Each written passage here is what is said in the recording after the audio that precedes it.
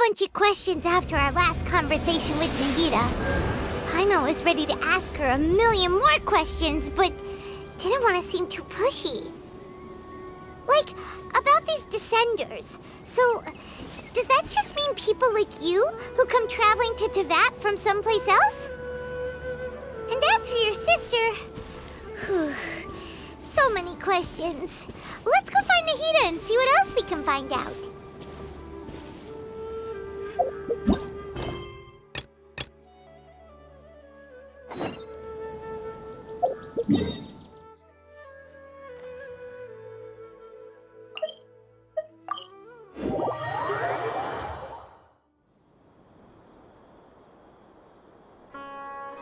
Come on, serious suggestions, please. I'm not trying to write a thriller here. It's supposed to be an essay, you understand? An essay. That means facts and logic. Well, if it's facts and logic you're after, you shot yourself in the foot with your choice of research topic, didn't you? The Tatara Suna mystery. When so much remains unexplained, there's little to be objective about. Unless, of course, you restrict yourself to textual criticism. Yeah, well, this is my teacher's area of research. I can't change that. But it's fascinating enough without having to sensationalize it, don't you think? The strange location, the missing details, a mysterious person. I want to write my essay on something interesting, and I'm interested in getting to the bottom of all this. That's the only reason I came to you.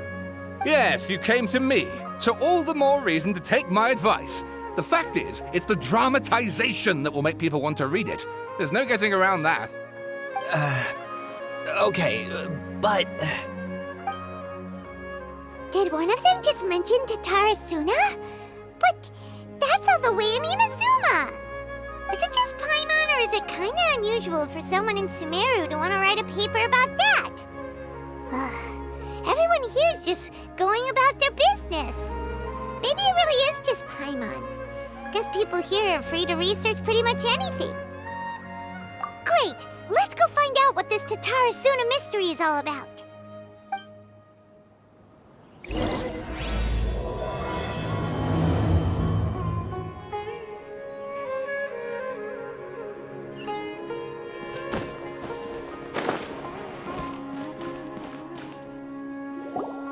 All right, I guess I'll go with my textual criticism and your editorial direction for the first draft. I have a feeling that the missing Kabukimon will end up being the main focus of this paper. Ugh, if only we knew where to find that traveler. From what they say about him, this seems like the kind of thing he'd know about. Oh, you're the traveler, you say? Hey, what's with that face? Don't believe us? No, of course I believe you. Actually, I first heard about your great exploits when I was still in Inazuma. This is my first time coming face to face with you and your mysterious silver-haired companion. I couldn't believe my luck, and out of force of habit, I started, examining the evidence. Sorry. Oh, Sawada, for the love of... Sorry, we don't get out much, so our social skills are kinda lacking. Traveler, I hear you've helped many people a great deal and been to many places. Would you be able to tell us about Tatara Suna? Actually, we don't know much about that place either. In fact, we only came over here because we heard you talking about it and wanted to learn more. I see. My teacher chose this area of research as a personal challenge. He said it's difficult to get into because even Inazumans don't know much about Tatara Suna's past. But who'd have thought that... If you don't mind, I'd love to show you all my outline for the book I'm writing about Tatara Suna. Hold on, Sawada. Don't you think that's a bit of a deep dive or a first read? Well, fair point. In that case, please ease yourselves in gently by taking a look at Akaba's latest essay draft. Let me give you some background. This all started with the discovery of some records in Tatara Suna. The writings mentioned someone by the name of Mikoshi Nagamasa, who crafted a fine blade. But in the end, he threw it into a fire to destroy it, and killed his servant Katsuragi. Why? Well, no one knows. Apart from the swordmaker, his servant, and the one who wrote this all down, the records also mention a Kabukimono. This seems to be an Inazuman word for an eccentric stranger, someone who dresses funny or acts in an unusual way.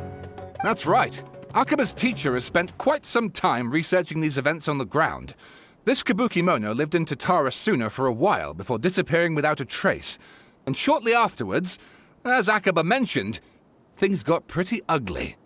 So first this strange person goes missing, then a murder happens?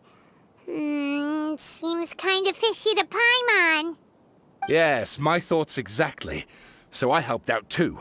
I asked everyone I could think of if they knew anything about what happened back then. And wow! Did I get lucky!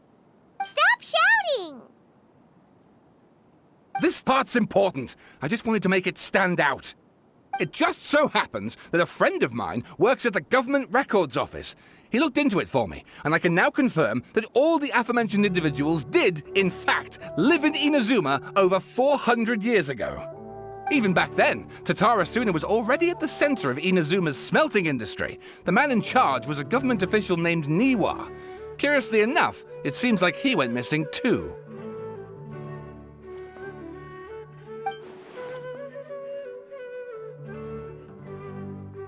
Wait, so there are 2 missing people in the story now? That's right! What's more, Niwa is a name with a lot of history to it. Have you ever heard of the great swordsmith clans of Inazuma? Oh, the swordsmiths? Yeah, like Ishin art and so on? Wow, yes. You really know your stuff. That makes things easier. So basically, this Niwa was a distant relative of the Kaidahara clan, the last practitioners of Ishin art. Something then seems to have happened in the Kaidahara clan, leading to their downfall. I don't know the details, but taken in light of everything else going on around that time, it makes you wonder whether it's all connected somehow. The Kaidahara clan? Sawada, you left out the biggest detail of all. Oh, yes, of course. How could I forget? Brace your minds, ladies and gents, for they are about to be blown. Or maybe you won't believe your ears. I wouldn't blame you, of course, because in all my years as a writer, this is by far the most. Get to the point, for Pete's sake. According to information acquired by Akaba's teacher, the Kabukimono was not a human, but a puppet. A puppet?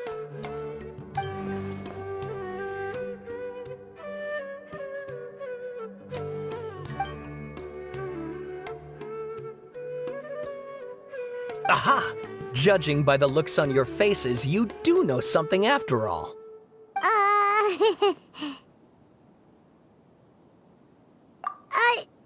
No! Paimon just meant, how creepy. The way you described it makes it sound like a ghost story. I agree, it does. But considering that non-human races in Inazuma are by no means uncommon, spooky events are to be expected. And that's exactly what my book is about. Please, take a look.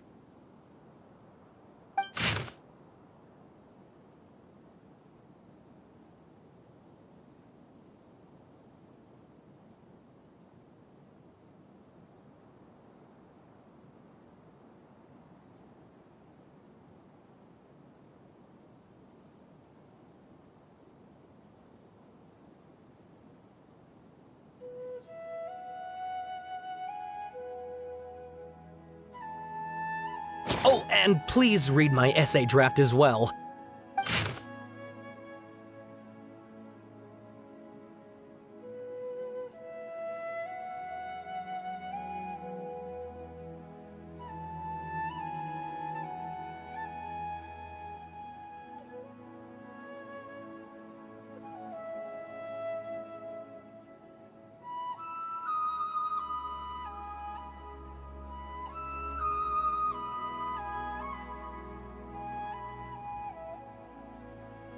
Sawada was encouraging me to follow his more creative approach, but I think essays should be grounded in facts. I don't think explaining everything away with mysterious forces will cut it.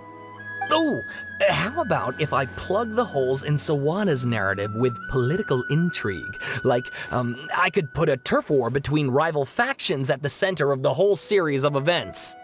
Wait, you're allowed to just make stuff up?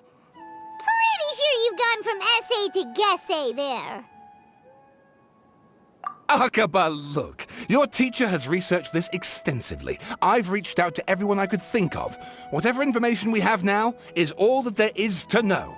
This is as much detail as you're ever going to get. Besides, if there really was a political power struggle going on at anything like the level you seem to be suggesting, what hope would we ever have of finding out the truth? Good point. Okay, back to the drawing board, I guess. Give me some time. I need to find a new angle on this.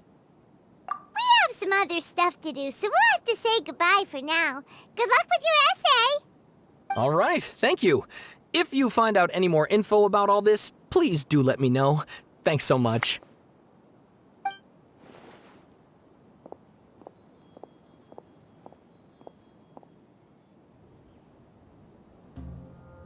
Hey, so that thing they were talking about, it has to do with the Balladeer, doesn't it? Okay, then even if we did know something about it, we probably couldn't share it with them, huh? After all, we kicked his butt and got him locked up. Information about people like that is usually super confidential, isn't it? If you ask Paimon, Akaba should just pick a different topic. There must be as many essay topics as there are trees in the forest. There's no point in...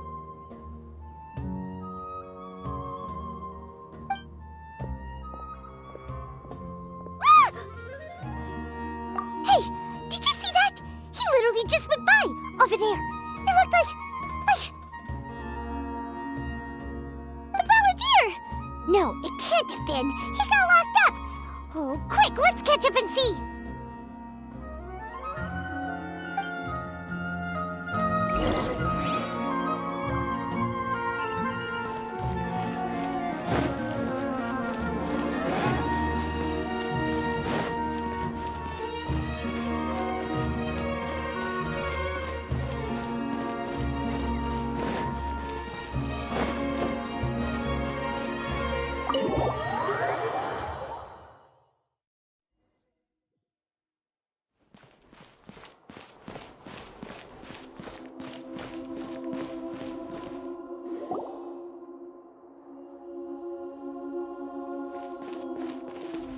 Traveler, Paimon, there you are.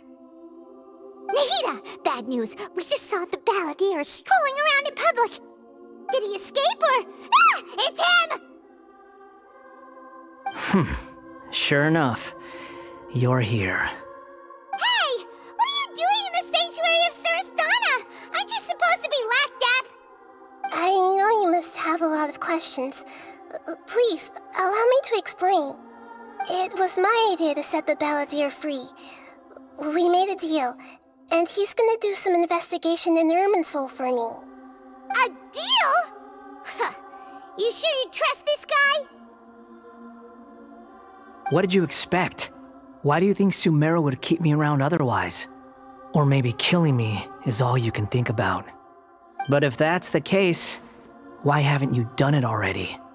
Don't flatter yourself. It was...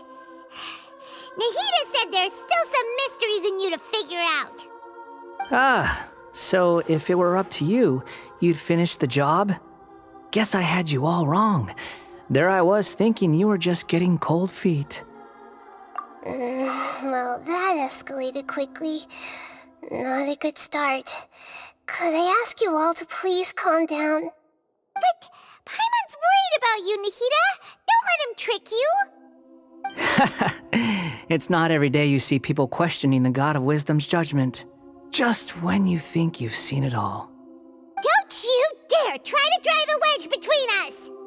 As long as the terms are reasonable, I don't think there's a problem in making a deal. Even with the Balladeer. Well, I for one have no reason to doubt you. Considering you even struck a deal with the doctor. Yes, one in which I gained valuable information. You'll come to understand more about that in the fullness of time. The Balladeer's power was all but completely spent after your battle. He's no longer strong enough to be a strategic threat to us.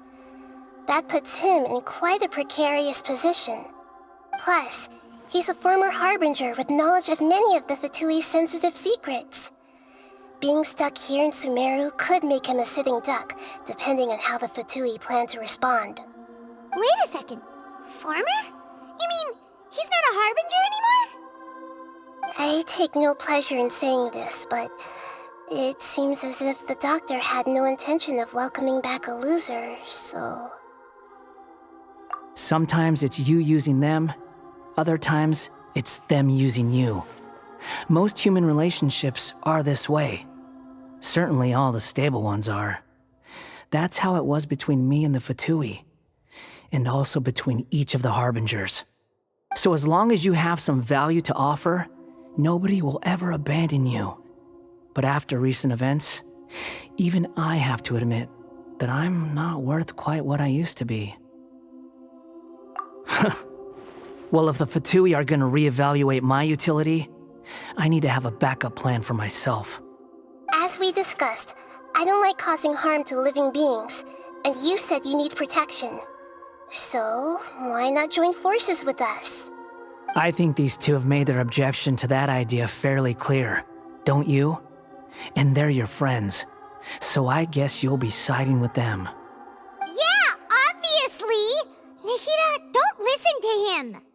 Then let's put that discussion to the side for now. We still have time. Today can be a trial run. Where we go from here will depend on how well we manage to cooperate today. All right, then I'll do what we agreed. Good. Go now, and keep in touch. Nahida, are you serious about this? Yes.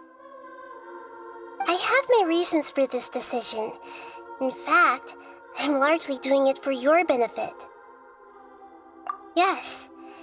As I told you once before, there's information about your twin in Irminsul. Oh, yeah. Actually, that's the whole reason we came to see you today. So, you have an update on that? Mm-hmm. You may remember me mentioning that the Fatui had not included your twin's details in the Descender category. This is an extremely important point. It's possible that the Fatui have other information that even I don't know about. And since the Balladeer used to be one of them, he'll be better acquainted with this information than I am. He was granted the power to connect with Irminsul when he almost became the god of a new era. Even though he no longer has the Gnosis, some traces of its power remain in him. He can still connect. The amount of information in Irminsul is vast beyond description. Sifting through all of it without knowing what to look for would take too long, even for me. So I asked the Balladeer to search in Irminsul for any information about the Descenders. He's more familiar with this kind of information, and should be able to find it more quickly. Exactly! Or what if... Paimon just doesn't trust him! He's treated us as enemies every time we've run into him! I understand. But sometimes, everything is dictated by which side you're on. How things will go in the future depends on what information he brings back. And Traveler, I know what your heart desires most of all. Our minds have connected several times before. There is a corner of your heart reserved for an intense longing. A feeling of being all alone in the dark, searching for the one candle whose light still burns. As Sumeru's deity, it is my responsibility to be on guard against the Balladeer. But as someone who counts you as a friend, I want to do something for you. If this deal with the Balladeer can give you the answers you've been longing to find, then it's worth it. It's my pleasure, really. You're Sumeru's hero. You've more than earned it. Paimon's still worried about this idea. Is there anything we can do to help? I was going to contact you about that, but then you suddenly showed up on your own accord. It seems like we have a telepathic connection. In fact, I was going to ask you to supervise the Balladeer on my behalf while he carries out the task I assigned. Even though he only has a fraction of his full power left, that's still a fraction of a former Harbinger. If you could accompany him, it would put my mind at ease. Of course, I'll be there to help guide you through Irminsul from the outside. Great, thank you. Prepare yourselves. I'm going to transport you into Irminsul. Wow, it looks pretty different here compared to last time. The colors are gentler. Guess that must be because Sumeru's at peace now.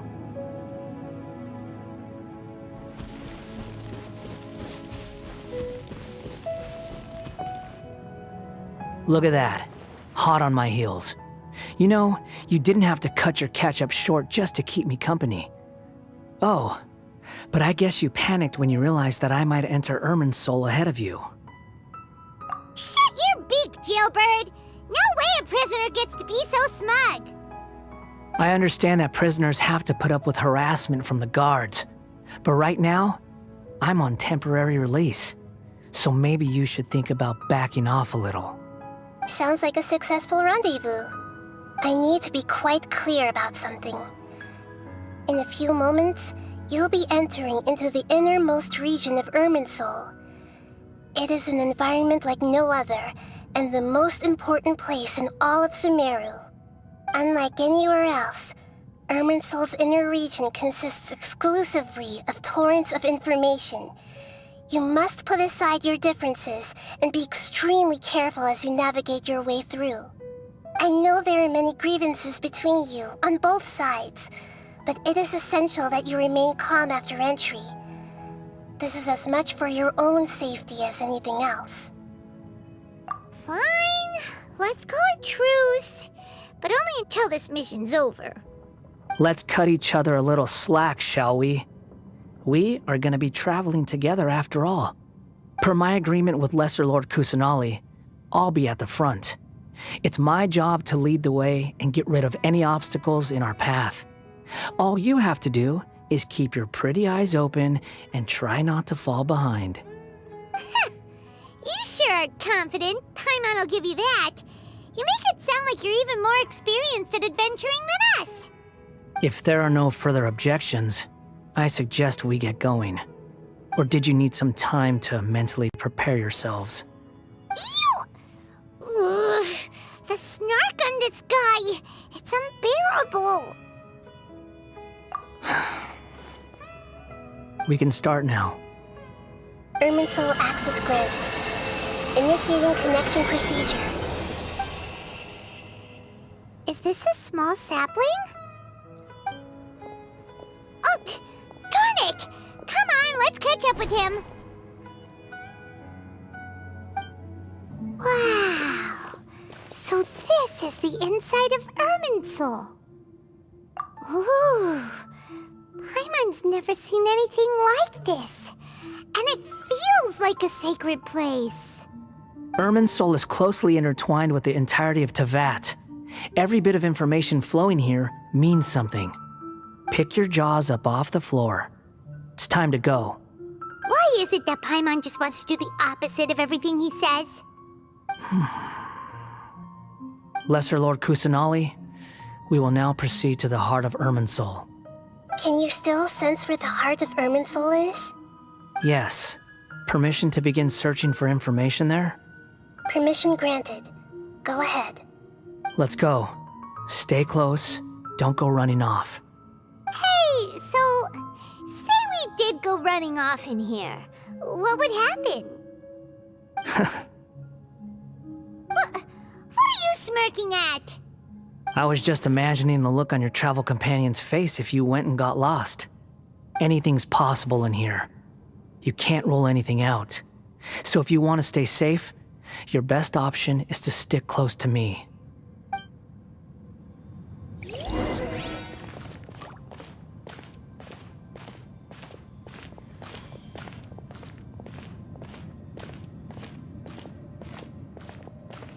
These sapling things have spread out. Those are all packets of information from inside Irminsul. Be careful not to touch them.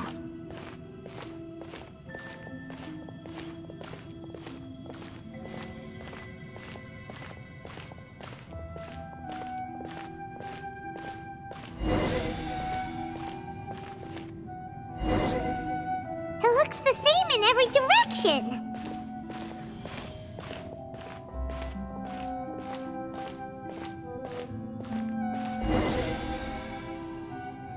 No wonder he mentioned about getting lost. Huh. What do you know? He was actually telling the truth. Is he mocking me again? What is it this time? There's a time and a place to lie, but this definitely isn't it. So why don't you relax your guard a little?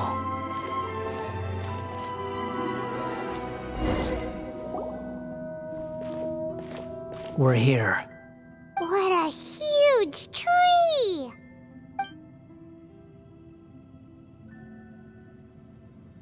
Lesser Lord Kusanali, Good, you made it.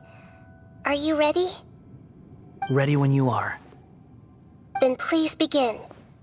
Preparing to access cognitive currents. Establishing waypoint.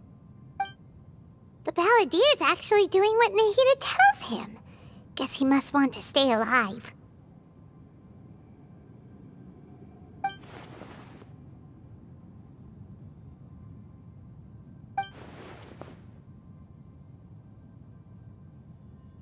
The rest is up to you. If you discover anything at all, make sure to share it with us. Will do. Huh. For once, we're the ones with nothing to do. Traveler, Paimon, would you like to talk?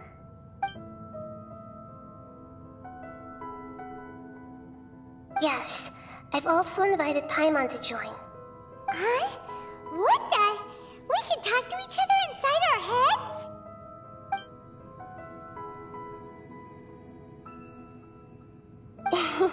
That's part of it.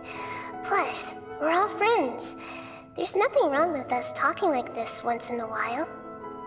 Paimon's never tried this before. This is great!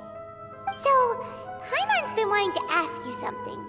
Don't you think the Balladeer's a bit of a walking contradiction? He's always talking back, but he seems to listen to what you say.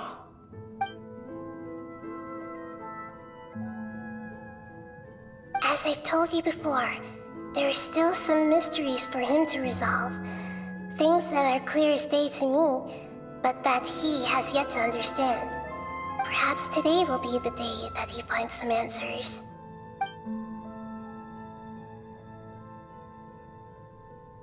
Well done. Smart and attentive as always.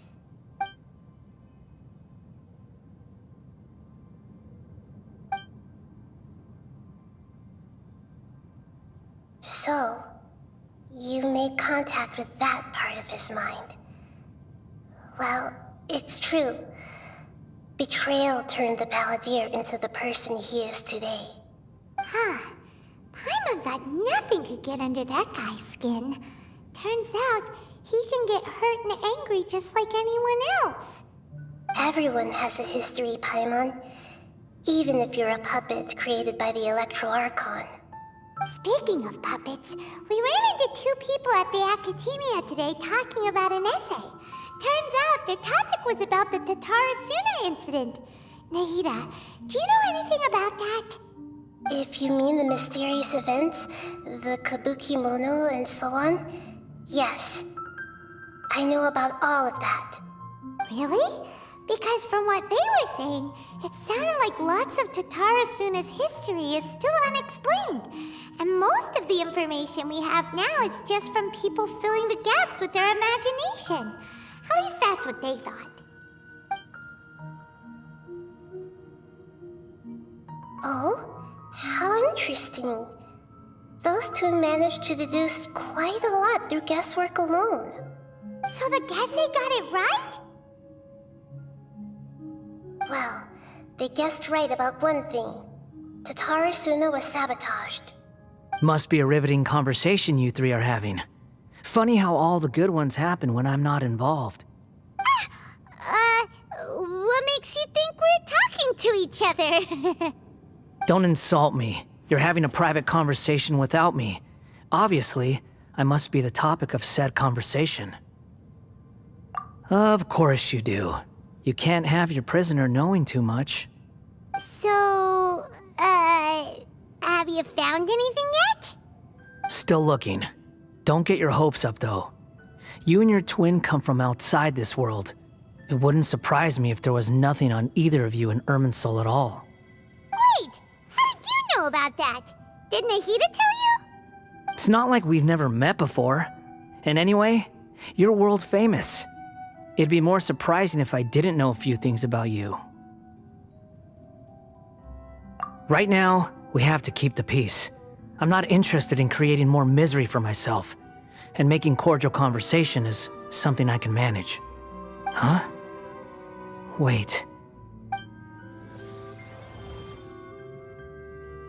This light, it looks similar to those saplings.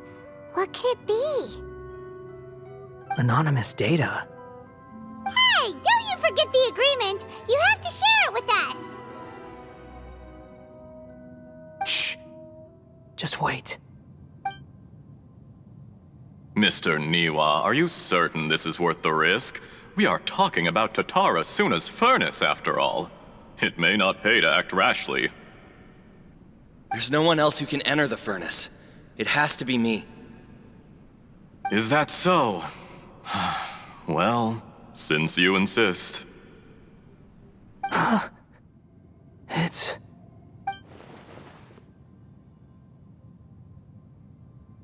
Whoa!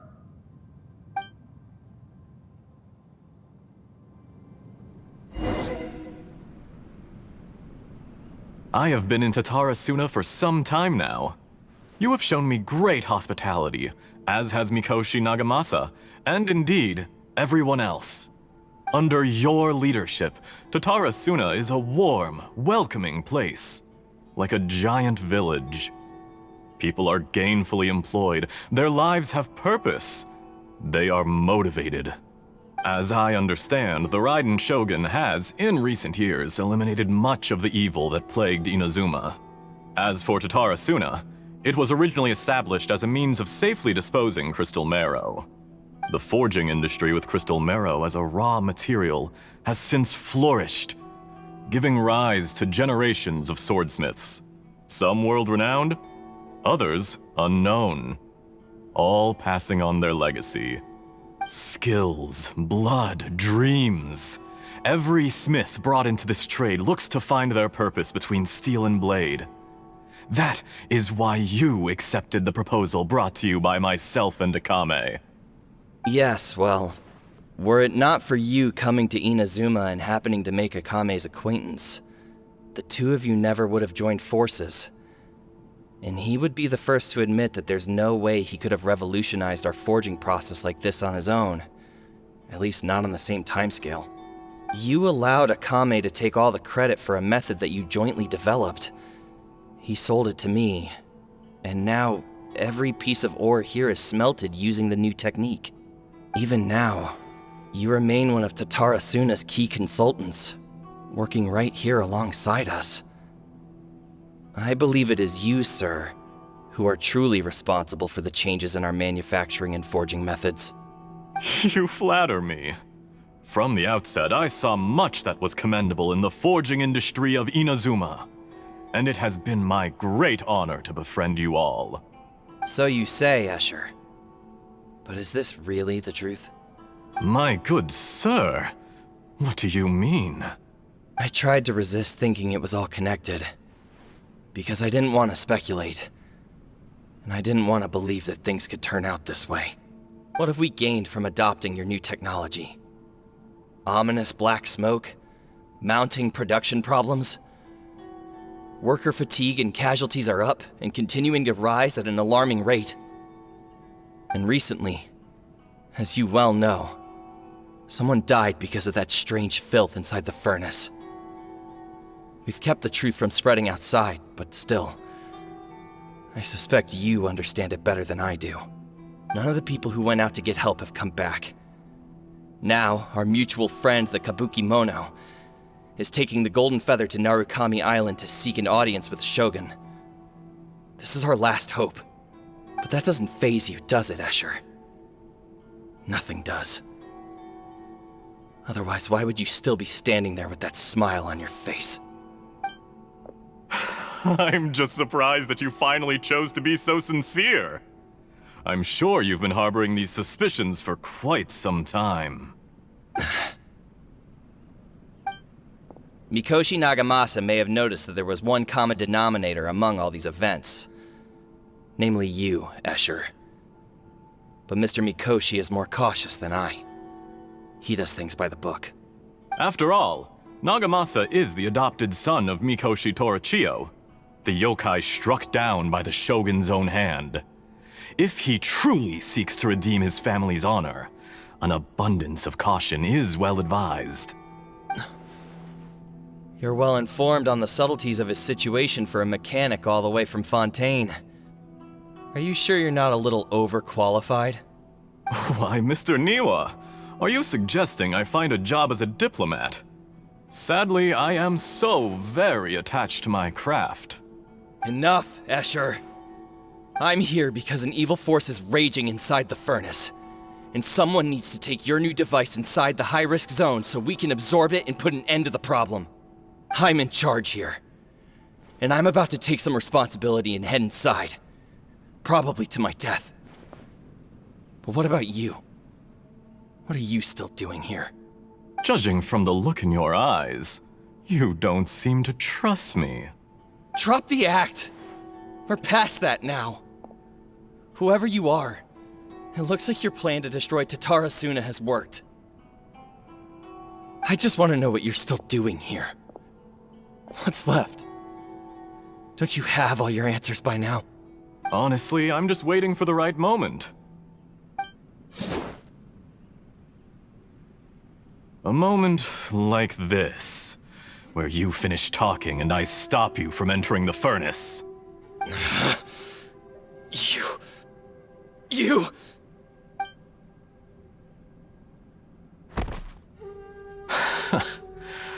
You're a little smarter than I initially gave you credit for. I thought I'd disguised myself exceptionally well, at least for the first few days. But to my surprise, you had your people look into my background right from the start. It's a long journey from Inazuma to Fontaine, but that didn't stop them. Eventually, they managed to confirm that Escher was an alias, and that I was not from Fontaine at all. And yet, despite all of that, you still fail to realize my true identity, and what I seek in Tatara Suna. Did you really think you would be able to see through my plan? If you kill me, there's no one who can get inside the furnace. So you're really going to destroy this place? Is that it? Oh, but you're quite wrong. There is one other person. Some may not see him as a person, but you told him yourself. You're not a puppet. You're a human. You're just missing a heart. Whoever you're working for won't get away with this. They'll be found out.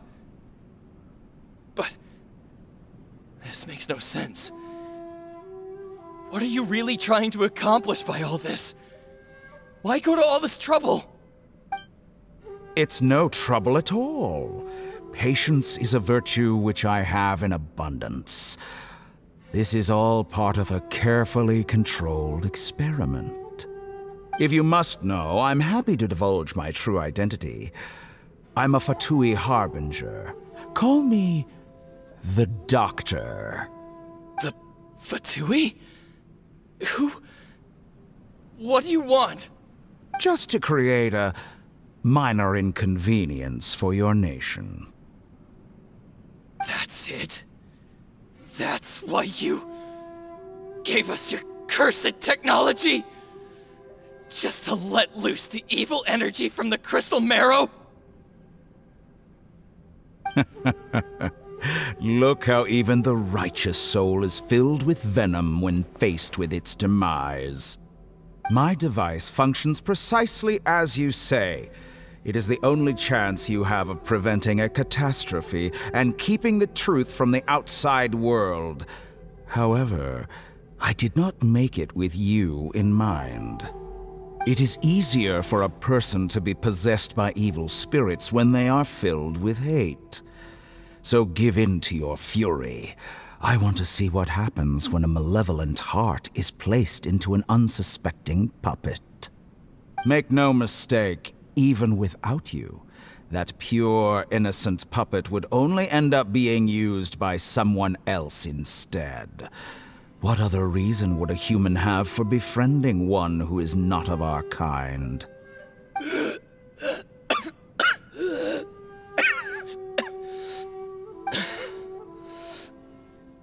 If you give him my heart, tell him that both Nagamasa and I see him as one of us. He has nothing to prove to anyone. Because not everyone just wants to use other people. The only ones who think like that are people like you.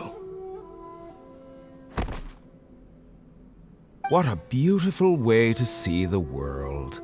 It almost makes me feel a little guilty.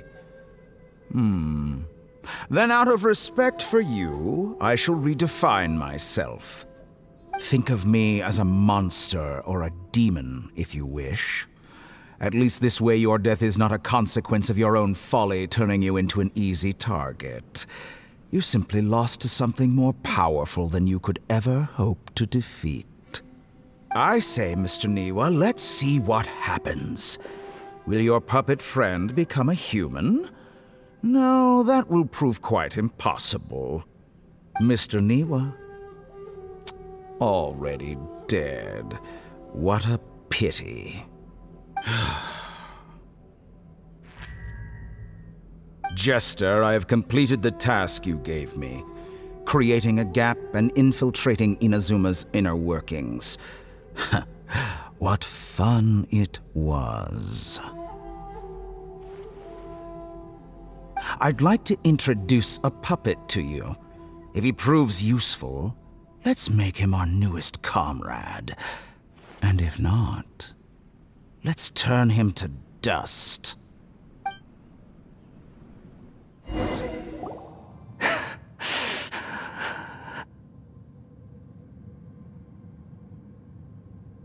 Hey, are you alright?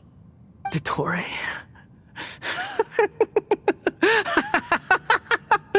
Dottore!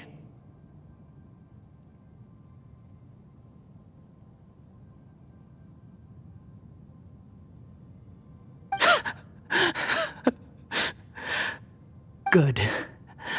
Good. Was that the doctor?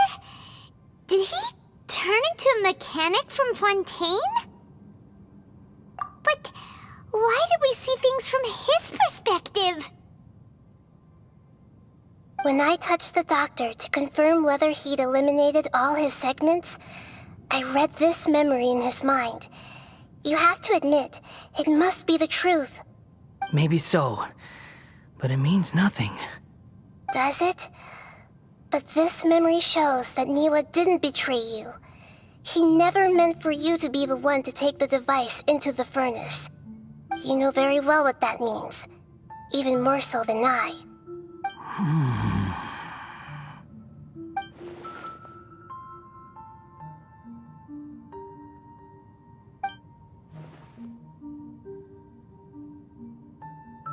Let's give him some space. He looks really mad. Paimon doesn't want to be anywhere near him right now. We need to give him some time to process his emotions. Paimon's still confused about the Tatarasuna incident. So, the doctor was behind it, but why has that gotten him so worked up? Nobody has ever deceived you like that, Paimon. It's natural that you find it difficult to understand. Perhaps he needed to learn this someday. So now you have the complete picture. Katsuragi took the Kabukimono to live with the people of Tatarasuna. Later, the doctor showed up, disguised as a mechanic from Fontaine. And that's when the trouble began. It was all a horrific experiment planned by the doctor. Everything he did was just to plant seeds of disaster in Inazuma that would bear fruit in the future. Of all the unwitting participants in the doctor's experiment, the Balladeer became the main test subject. After the events you just saw in that memory, the doctor put Niwa's heart into the device and handed it to the Balladeer. Then, he instructed him to enter the furnace and absorb all the filth caused by the smelting process. The load was far beyond what he expected, but the Balladeer survived. He left the furnace in sheer exhaustion and said to the mechanic, "This device seems to have protected me. What's in it?" The mechanic answered, "Niwa fled this place for fear of punishment, but he left you a gift. He said it's the one thing that you've been looking for." He took it straight from the chest of one of his innocent servants. The mechanic removed the withered heart from the device as he spoke. The Balladeer was stunned that such unthinkable cruelty had brought him the thing he'd been longing for his entire life. A heart acquired through cold-blooded murder is a cursed thing, but it had protected him from the filth. He thought Niwa had completely betrayed him, and yet this very betrayal had ensured his survival. Overwhelmed with anger and sorrow, the Balladeer threw the heart to the ground and left Tatarasuna without looking back. Holy moly. So the doctor killed an innocent man and pinned everything on the victim? That's terrible.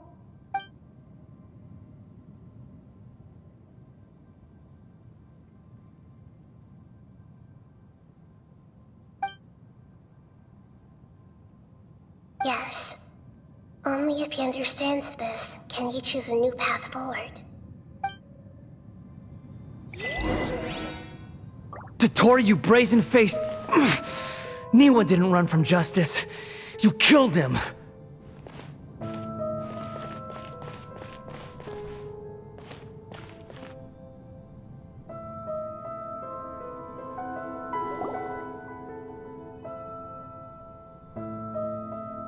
Shall we see how he's doing?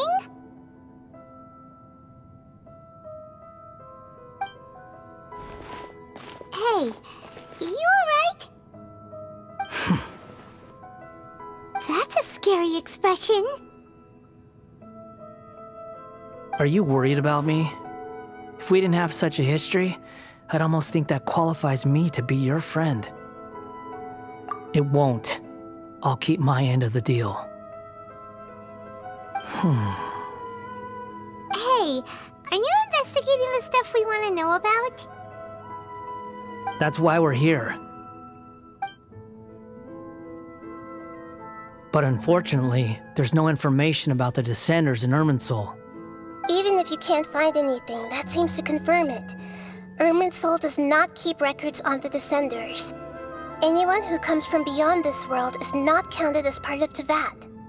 Oh, does that mean we have to leave empty-handed? Don't thank me just yet. You look really upset. Well, since Irminsul was a dead end, I guess I can share some other info that might interest you. Huh? About what? The reason why there are records about your sister in Irminsul. It might have something to do with Conria. Apparently, Conria was her first destination when she arrived in this world. Plus, she only came to this world because the heavens responded to the summoning. The heavens responded? The Jester told me this himself.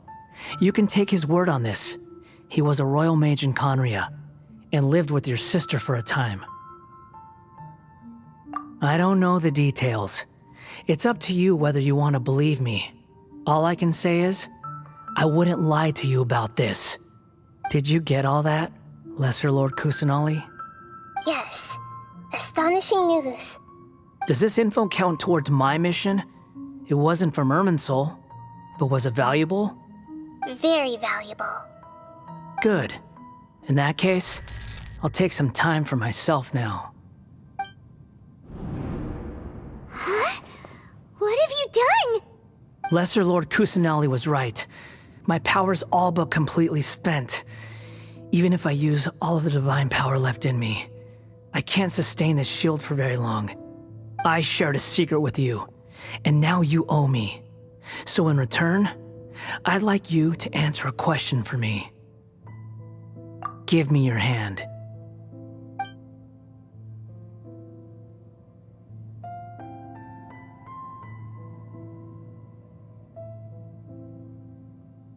Can you hear my voice inside your head?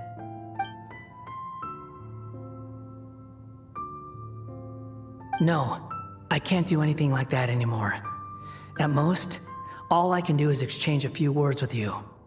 So tell me, in this world, is it possible to change the past?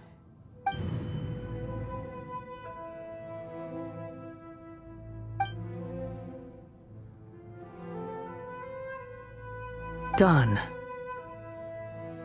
Huh? What the? What happened?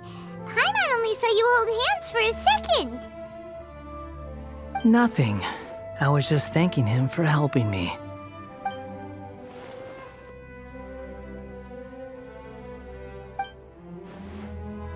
So long. I suggest you get yourselves out of here quickly. Where are you going? Hey, wait up! Didn't you say not to go running off?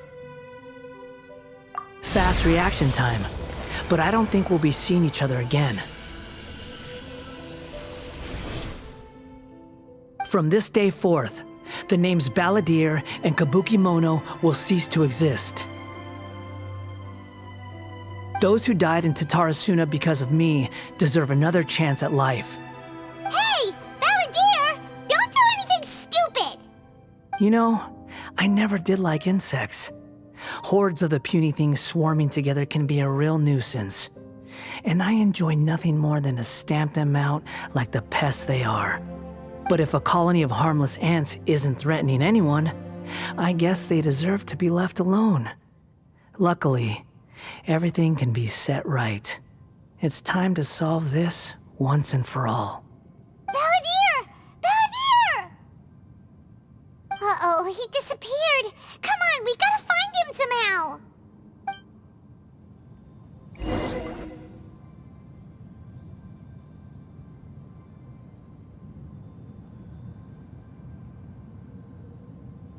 Oh no, he's really gone.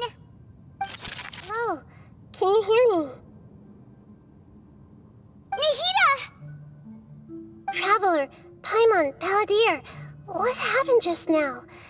I was suddenly cut off by some kind of power. It was the Balladeer's fault. He shut you out. I didn't think he'd be capable of something like that with so little power left. Did he keep some of his power hidden when he was defeated? Or did he achieve something beyond his abilities, and it took everything he had? Where the heck did he go? Ugh, it's all our fault. We were supposed to keep an eye on him. Sorry, Nahida. Don't be. It's not your fault. Please, let me handle this from here, even though I'm not sure I can solve it. We're running out of time. Follow my lead and get out of Irminsul as soon as possible.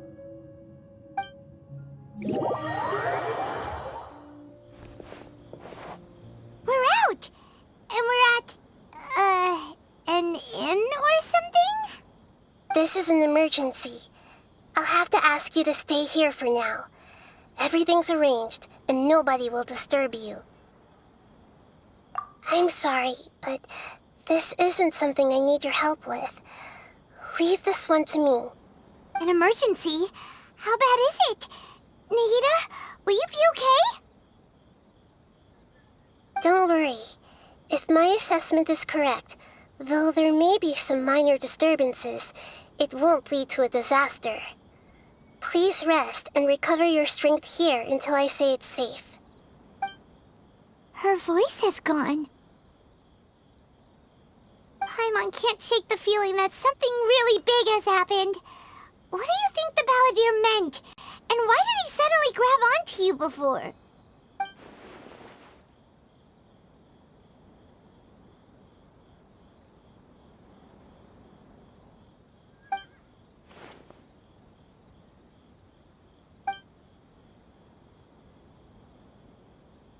He wants to change the past? But surely that's impossible! Right! You can't just rewrite history! All that stuff happened already in real life!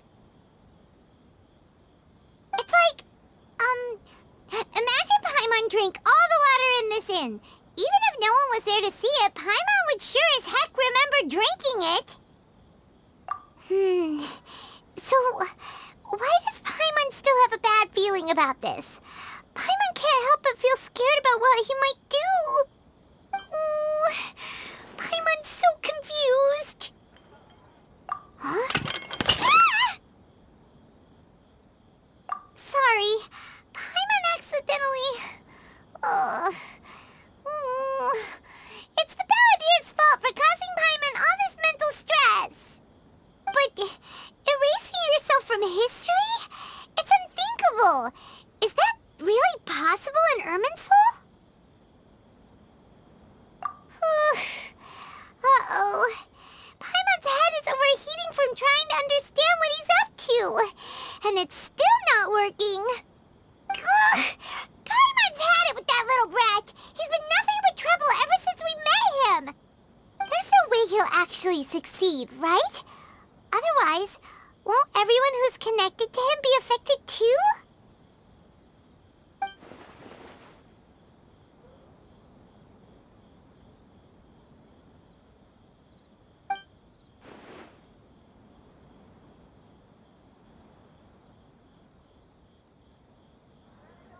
There's nothing we can do about it at this point. Hey, have you got any ideas on what we should do next? Seems like now there's nothing left for us to do but to go to sleep. But Paimon's still so worried. Paimon won't be able to sleep a wink tonight. So, how about, we list all our favorite foods to take our mind off things? Heck, if that doesn't work, Paimon's probably gonna collapse of anxiety here. Alright, Paimon will start. First dish. Munstack grilled fish. Oh, and chicken mushroom skewers. Tea break pancakes, cream stew, sauteed matsutake, and dragon chili chicken, almond tofu, satisfying salad. Oh, also Adeptus Temptation, golden shrimp balls, triple layered consomme, lotus seed and bird egg soup, and...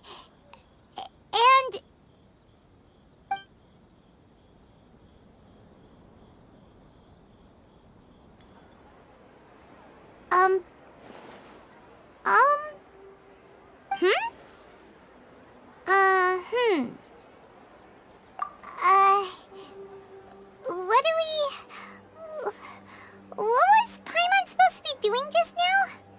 Paimon was, talking?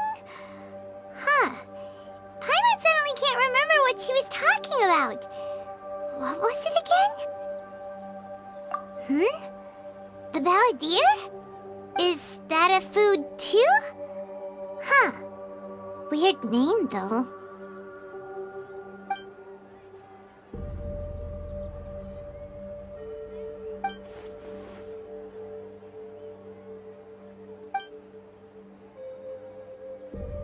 What's wrong? Your eyes are like saucers. Was it something Paimon said? So, the Balladeer. Is that someone's name? 'Cause it sounds like a nickname or something.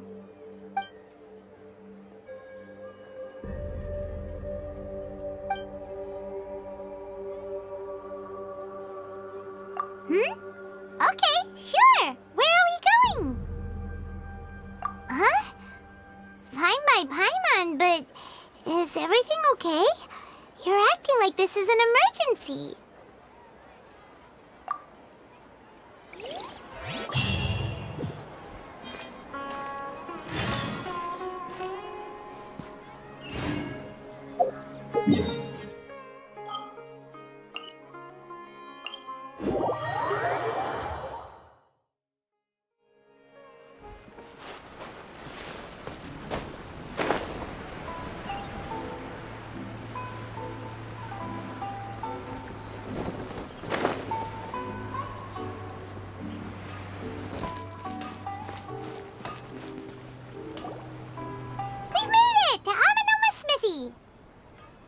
Ah, it's been a while.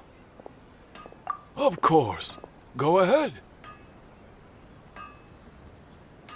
Oh. Now there's a question I wasn't expecting. Very well. I'll tell you what I know once more.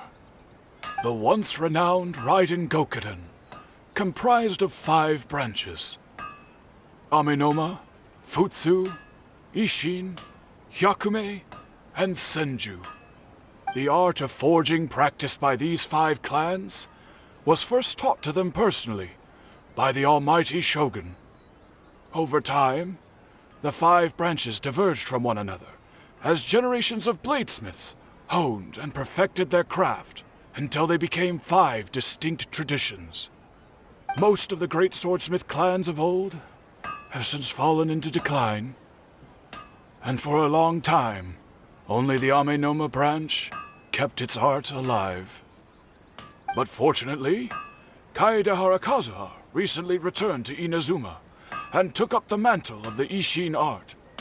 Now, 2 clans remain of the original Gokuden 5. If my memory serves me right, you yourself were present when he forged the Ishin blade. Oh yeah, we were! Paimon remembers that now. We learned a bit about the decline of the Raiden Gokuden then too. It seems like such a shame. That, my friends, is a tragic tale indeed.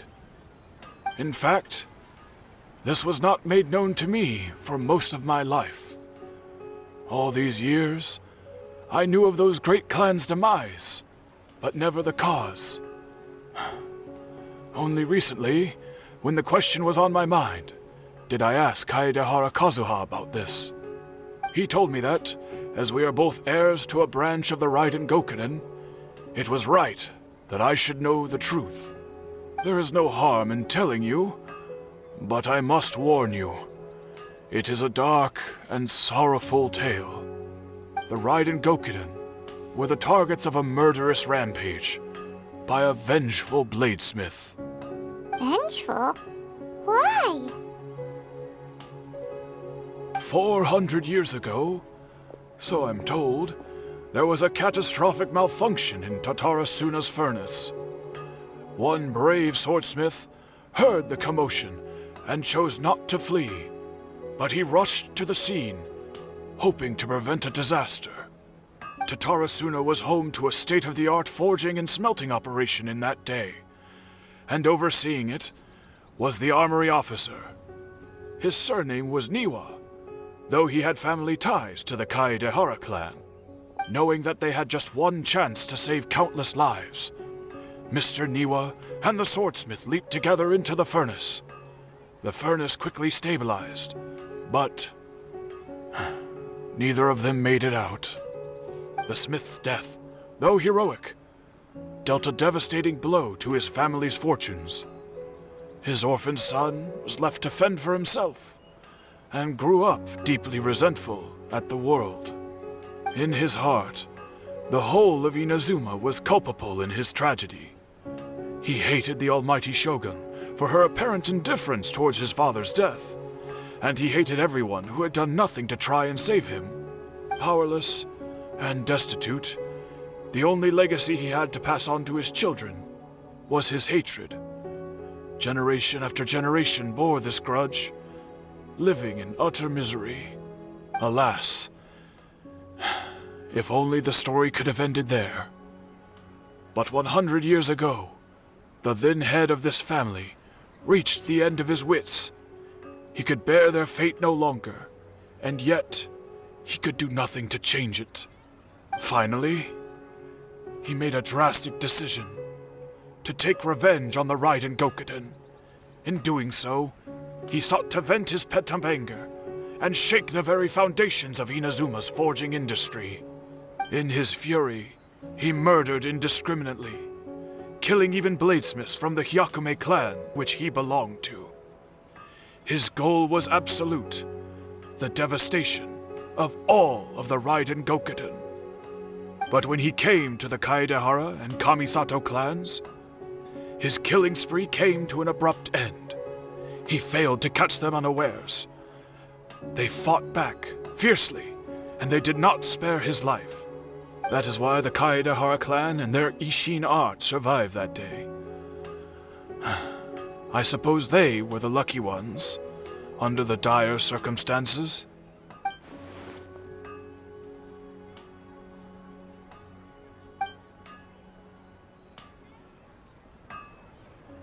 Was there anything else you wanted to ask? Kazuha? Why, yes. Just yesterday, in fact. We spoke for a while over some tea. He seemed well.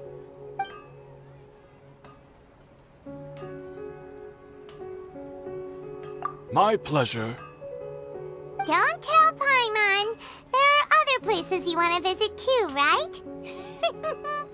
Your expression says it all. You can't hide anything from Paimon. On to the next stop. Lead the way, traveler. Paimon will be right behind you.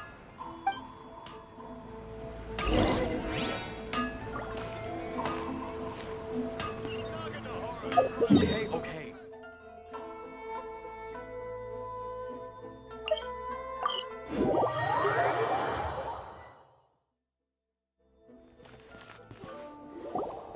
We're here! This is the Yashiro Commission's headquarters, so... Traveler, it's been a while. If you're looking for the Commissioner and Miss Kamisato, I'm afraid your timing is unfortunate. They're not here right now. Are they out on business? The Commissioner is out on business, and Miss Kamisato is standing in for some meetings in the Commissioner's place. If it's urgent, you're welcome to wait inside until they get back. What do you think? Shall we go in?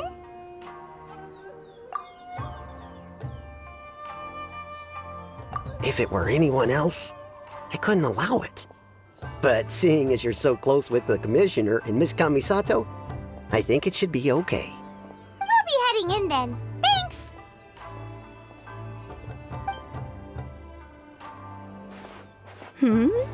Hello, dears. Is there something you want to say? Of course, traveler. Yes, I know who you are. Miss Kamisato has told me about you. What would you like to know? Oh, they're both very well indeed. Lately, Miss Kamisato has been rather busy attending all kinds of meetings and occasionally paying visits to some local organizations on the Commissioner's behalf. As for the Commissioner himself, well, you know, busy as ever. That much hasn't changed. Although he does seem to be in a rather good mood these days. So pretty much business as usual in the Yashiro Commission, huh? Very much so.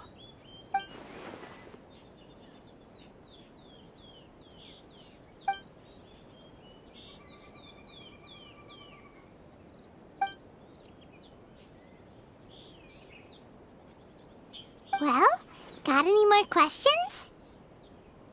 You're very welcome.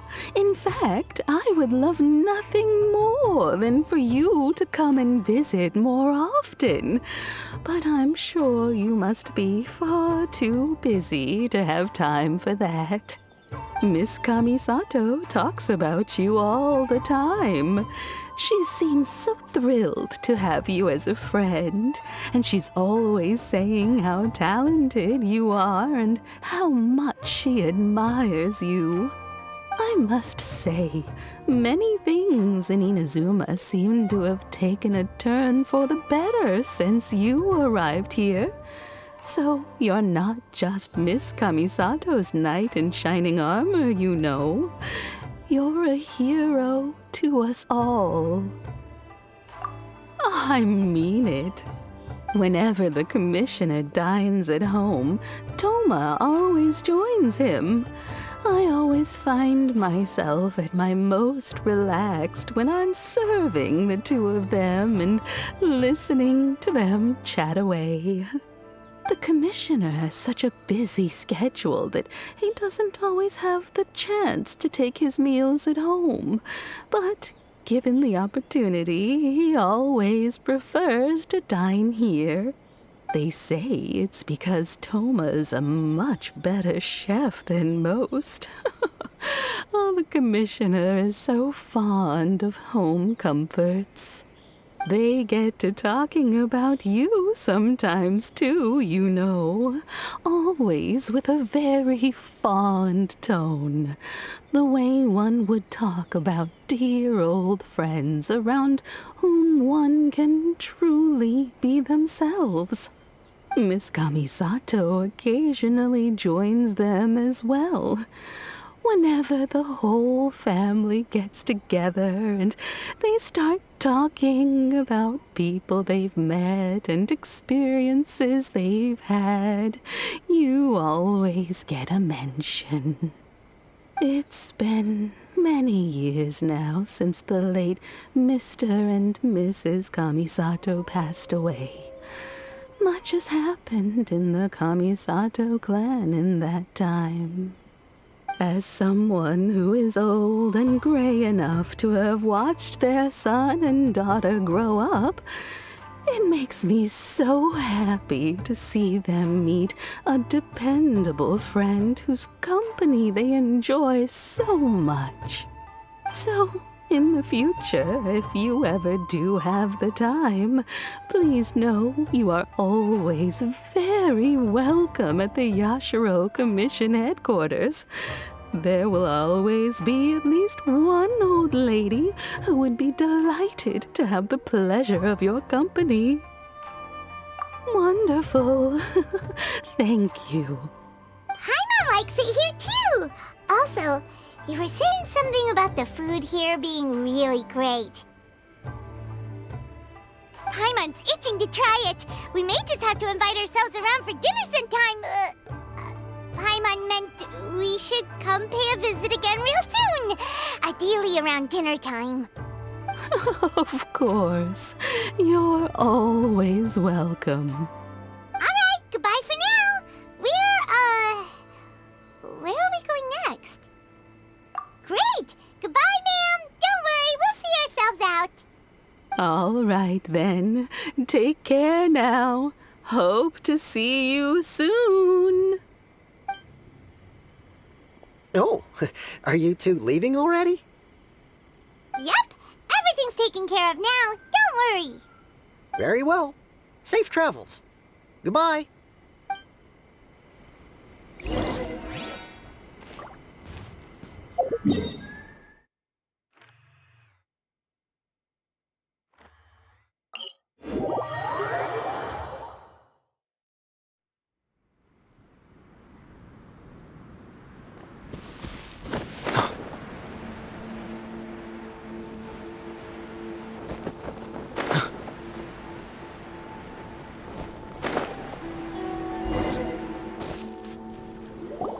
Well, here we are.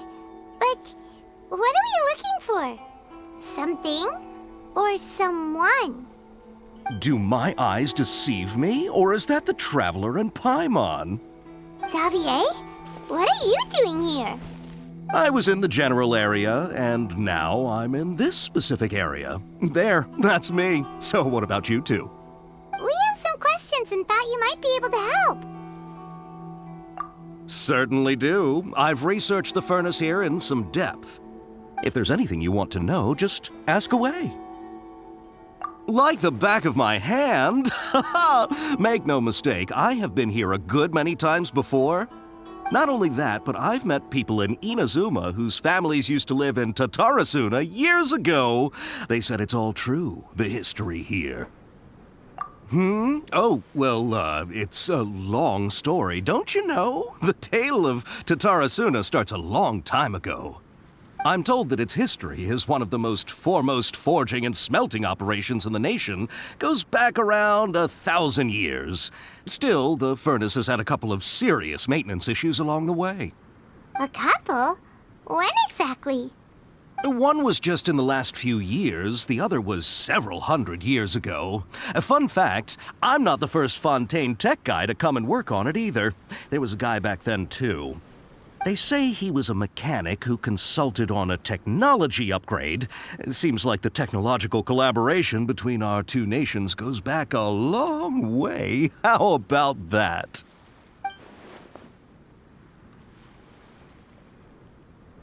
Hey, weren't you gonna ask Xavier something about Tatarasuna? Come on, ask already. Oh, I didn't realize you two were here for a history lesson. Me neither. Paimon doesn't know what's gotten into this one today.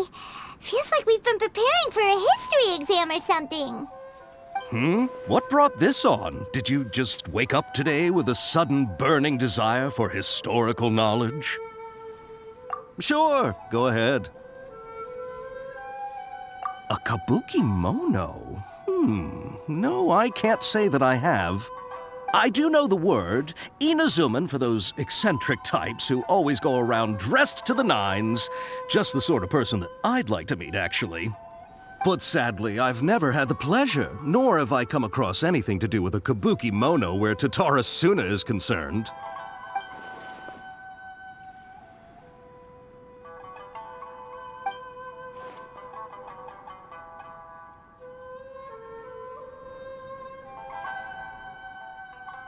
Of course! Don't mention it. Oh, we're leaving? Okay, bye, Xavier. Oh, you're most welcome. More than happy to help. Farewell. Looks like you got all the information you're looking for. Sure, but what's up with you today? Whatever it is, it seems like it's really troubling you. Keep your smile, Spinal Crocodile. No matter what happens, Paimon will always be there for you. Hey, don't mention it. Alright, let's head off and go meet Nahida.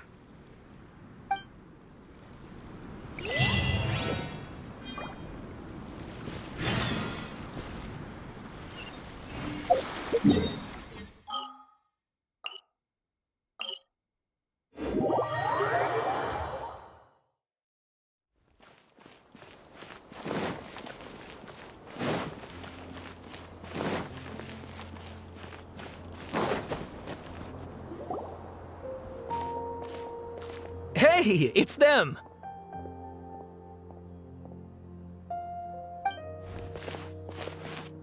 Akaba, Sawada, you're still here?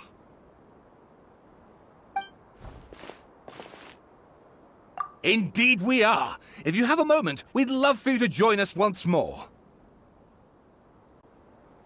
We have time. What do you want to talk to us about? It's the same topic we discussed last time. Obviously. Still looking for more info about Tatarasuna, huh?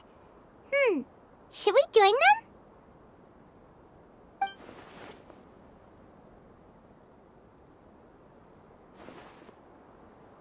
Unfortunately, we haven't made any real progress.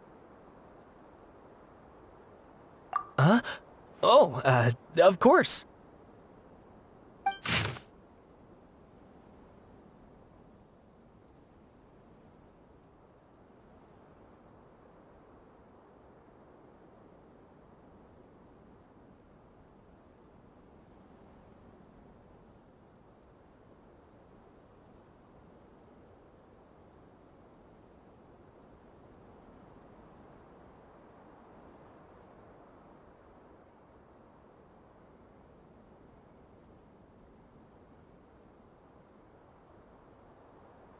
I presume you'll want to read mine as well.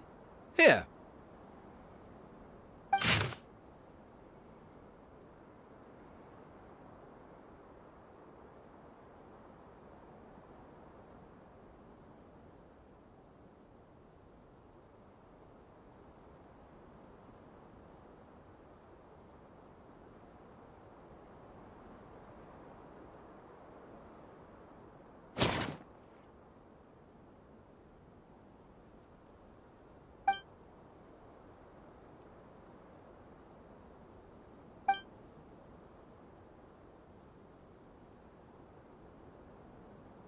Well, what do you think? Hey, Traveler. Remember how last time Akaba was saying how he wished he could gather more information about all this? Well, we just got back from Inazuma. So how about we tell them what we learned? What did you find out? Something big? It's a long story. Basically, we have some friends in Inazuma, and...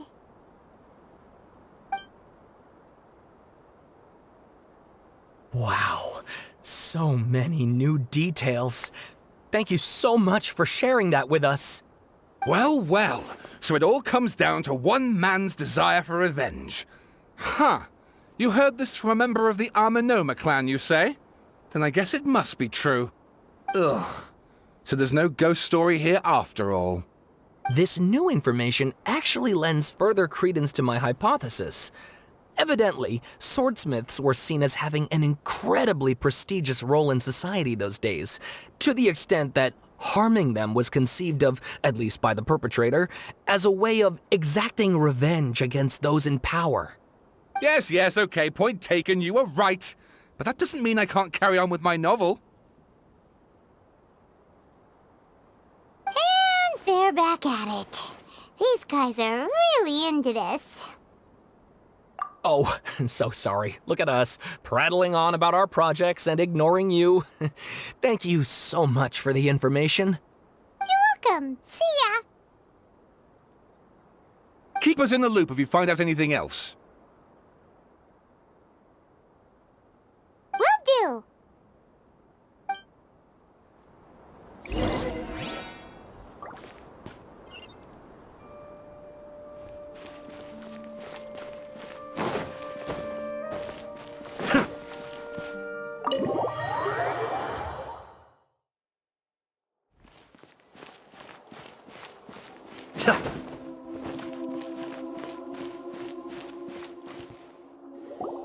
Nahida, we're here!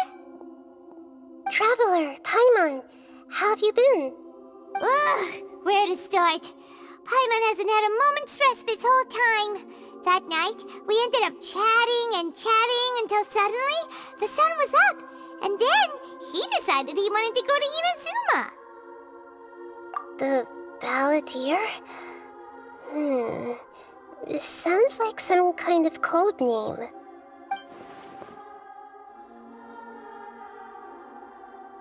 You look troubled.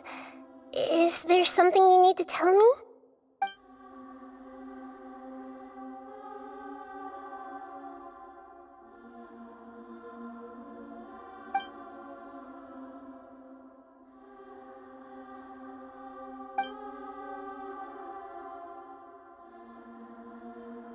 Traveler? Hey, what's wrong? You look so upset.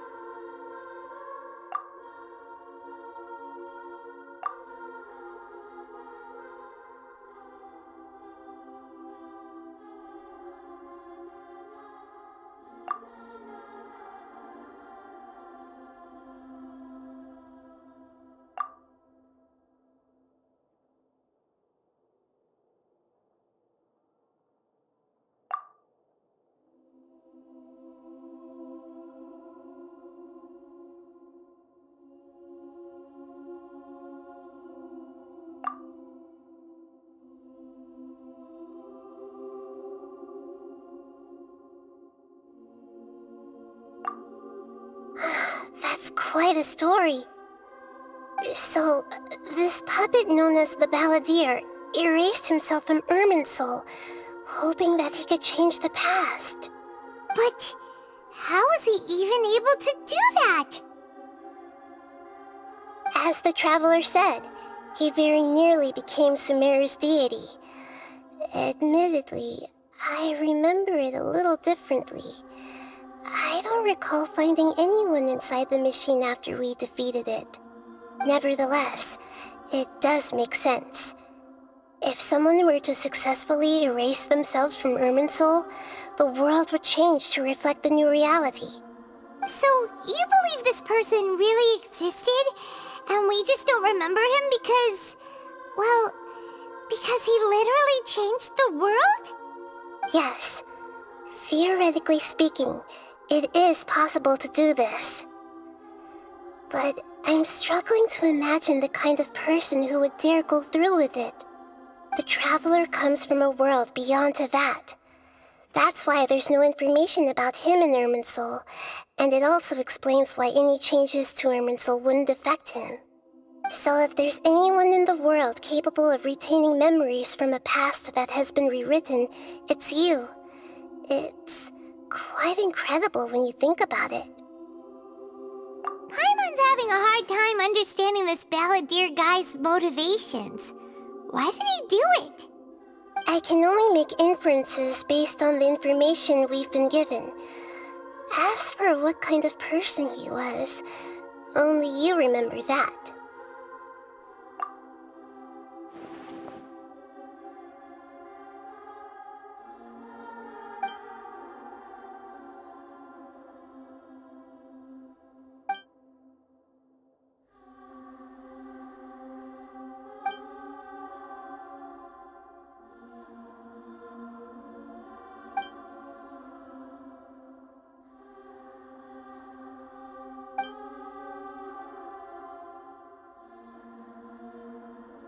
Something else worrying you?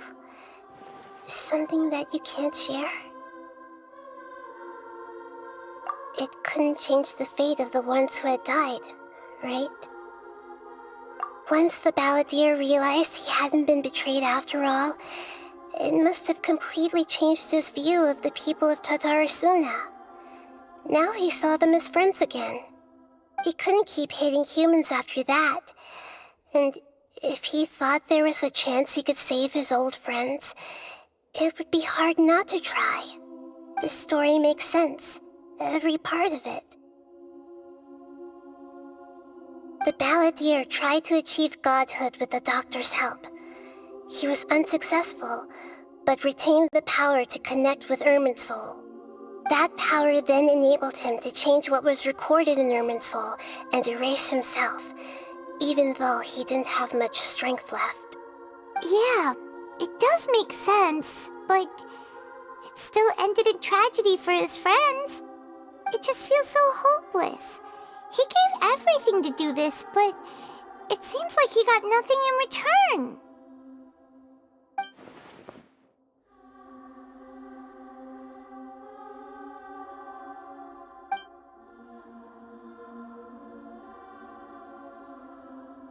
Please wait a moment. I want to check something. Found it. This should be the one. It turns out that I have a strange way of confirming everything he has told us. What is it? A record from a personal collection. It was tucked away in a corner. You should take a look.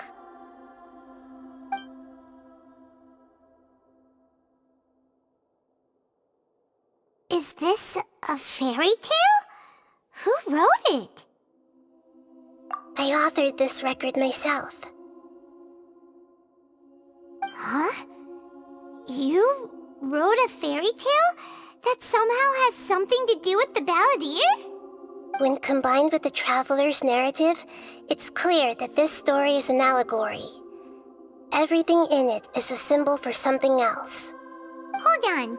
So this record survived from the past? Yes. Any information about the Balladeer or the Kabukimon and other records will have been changed. But I wrote this story in a way that means it was left intact. Changing the information in Irminsul changes to that. But Irminsul can't change information that was well hidden in advance. I guess I must have written this story as a backup before the Balladeer entered Irminsul. That's incredible! What a great idea! And sending the Traveler into Irminsul with the Balladeer must have been a further precaution. I knew he'd remember everything. This story is abstract enough that it still resonates with the present information recorded in Irminsul. But if we connect all the different pieces together, the true story that emerges is the one he told us, the now erased life of the Balladeer.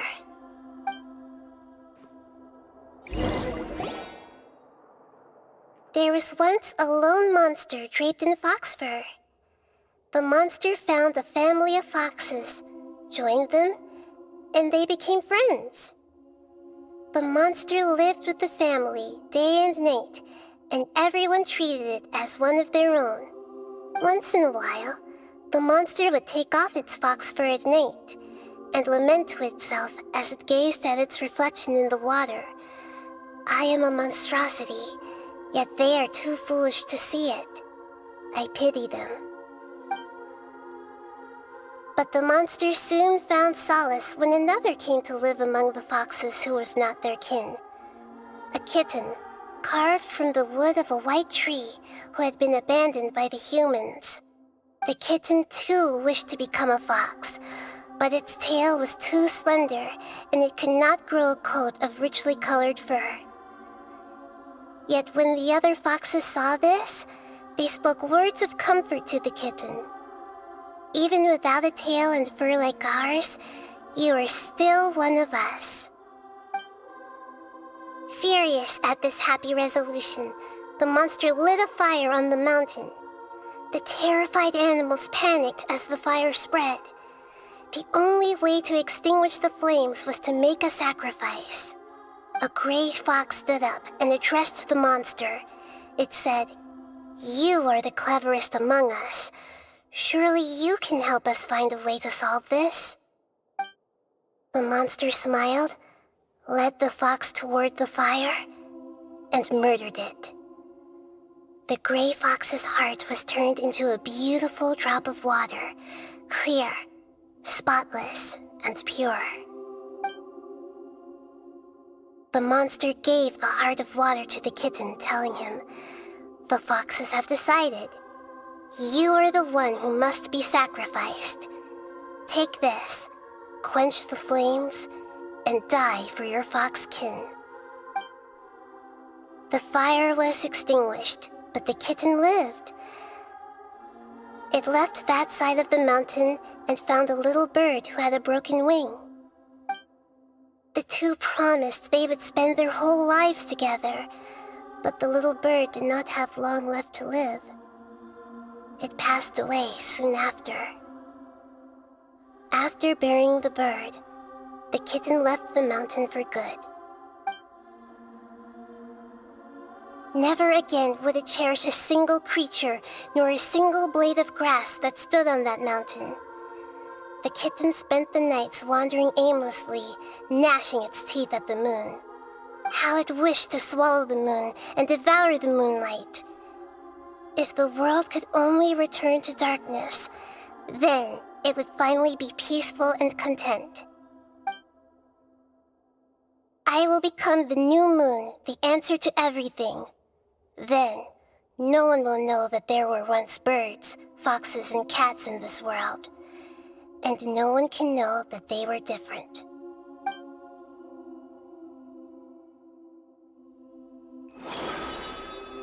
We solved it! I remember now.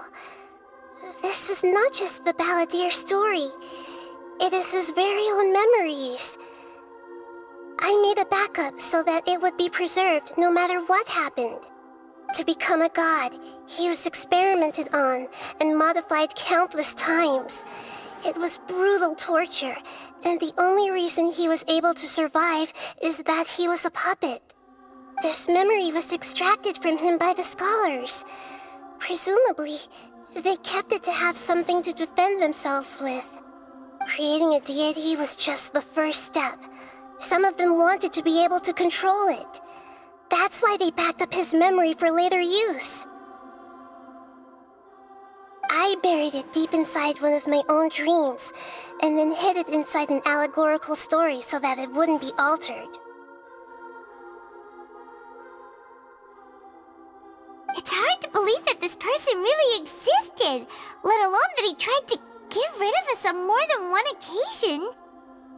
Paimon has no memory of him at all. He completely vanished like a puff of smoke. The Balladeer agreed to help me look for information about the Descenders, and although he was unsuccessful, he still helped you. Before he vanished, he confirmed an important detail, that Conria was where your twin first came into this world. We still don't know how the change to Irminsul will affect the senior ranks of the Fatui, but in all likelihood, they won't even remember their own Harbinger. It sounds like Paimon wouldn't like this guy a whole lot if he was still around. But still, Paimon doesn't like the way it all ended that much better. This is why wisdom alone cannot answer all our questions. We look, we see, and we comprehend, but the question still troubles us. So the answer is not everything. People yearn to find the truth and then conquer the troubles they face. When you give someone the truth, you give them a chance to choose their own destiny. To others looking on, this may seem like a pointless endeavor, but for him, the chance to act on his desire to disappear must have meant a lot. Never forget that even when we walk beneath dark clouds along a road filled with suffering, the light of wisdom is always there, guiding us toward a better destination. And that is what you have been doing all along. Yeah, Nahida's right. Cheer up! How about we go get something to eat? We can pick up this heavy conversation again later. Good idea. Paimon, why don't you take him out for a walk to clear his head? You got it! Come on, Traveler! You need to get out of your head for a while. You'll feel much better after taking a walk. Let's go get a snack from one of the stalls in the Grand Bazaar! That'll be sure to lift our spirits.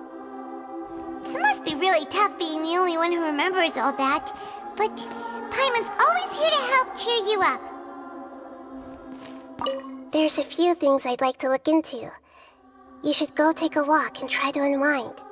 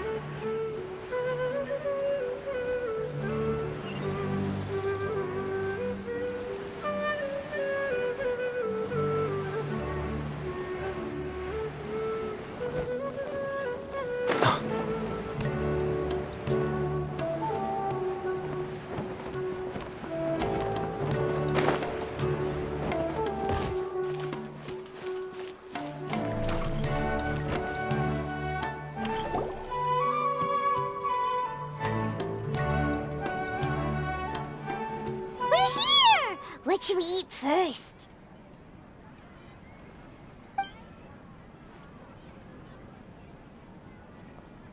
Hey, are you gonna answer or what?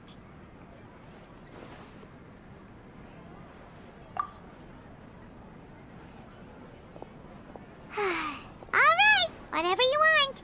Well, Paimon will be right here when you figured stuff out. Then we can get something to eat.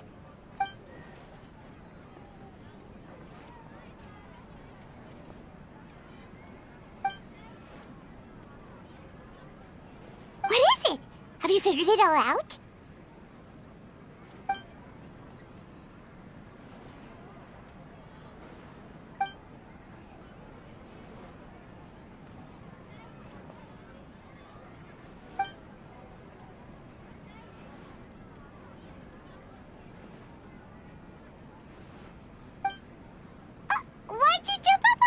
button.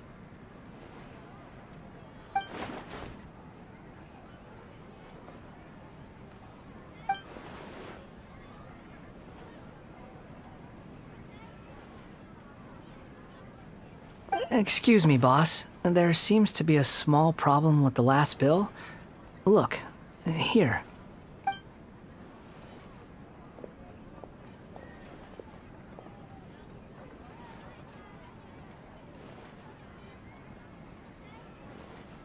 Hey! Hey, wait!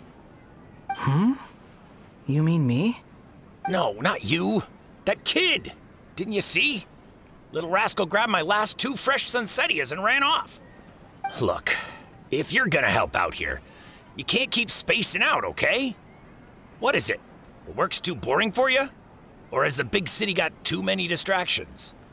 I wasn't paying close enough attention. Sorry, boss. I think you're right. Maybe it's the city.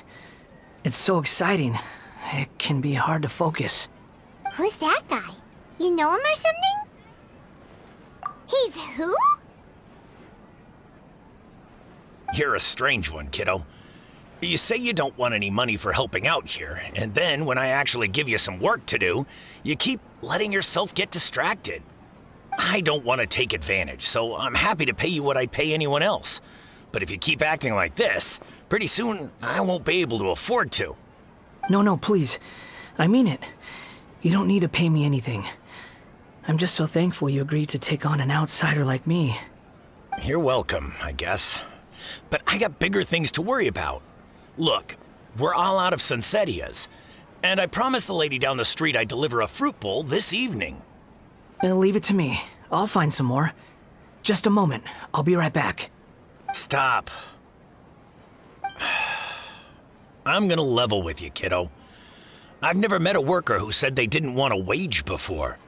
And at first, I got greedy. Couldn't believe my luck. But I figured you'd start asking for something in return eventually. You don't want money. You don't take days off. And in your free time, all I see you do is wander around, taking in the sights. Are you a drifter or something? That's right, I am. We can talk more about that later. First, let me get those fruits you needed. Sunsettias, was it? I'll be right back. Hey, what do we do now? Okay, stay out of sight. Don't let him see you.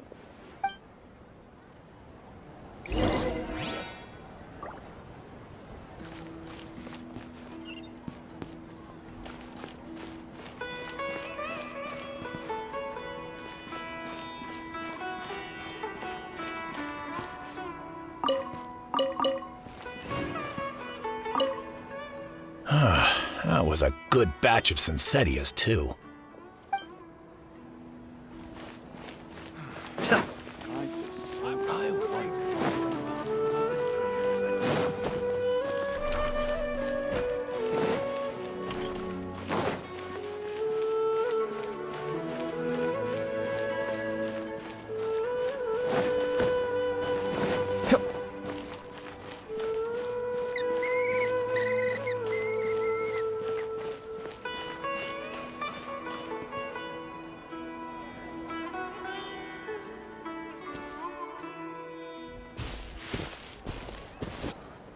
Yeah, this'll do. Even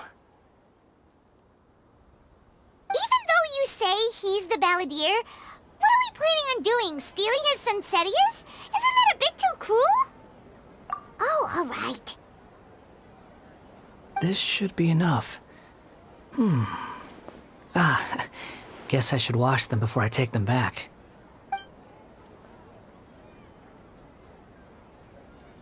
Huh?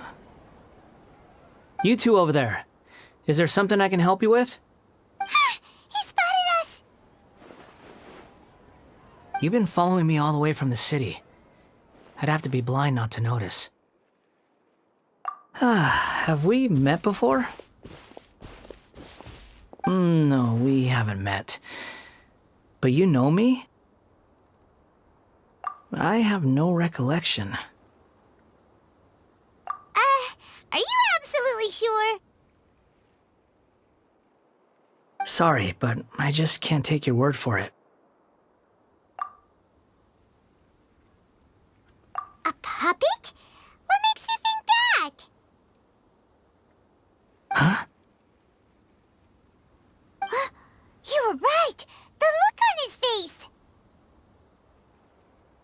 I guess you do know me after all. That is not something I share with a lot of people. Look, I'm just a wanderer. But seeing as you've gone through all this trouble to track me down, I'm sure whatever it is must be important. Okay, but please let me deliver these goods to my boss first. Are you really working for that guy? He said you don't want any more for it. Is that true? Yes, I ran into him out in the wilderness during a storm, and he let me take shelter in his cart. In return, I said I'd be his helper for a while. That's oddly nice of you. Let me take these back. Then I'll come with you, okay? Then let's return to the city.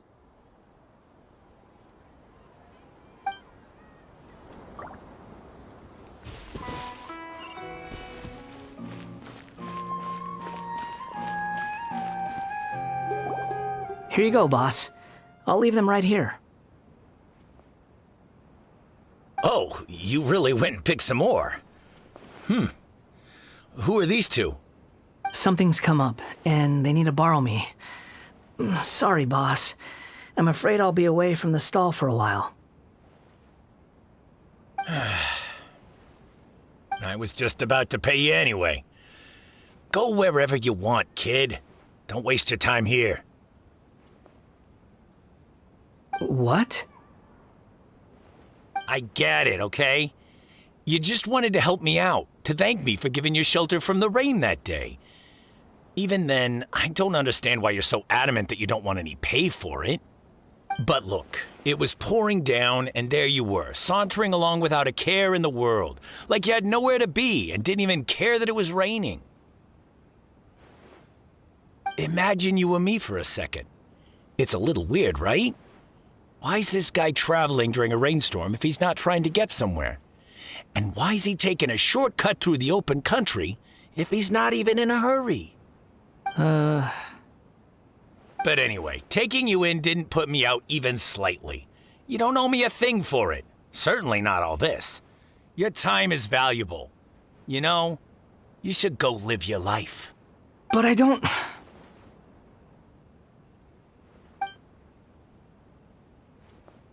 No, you're right.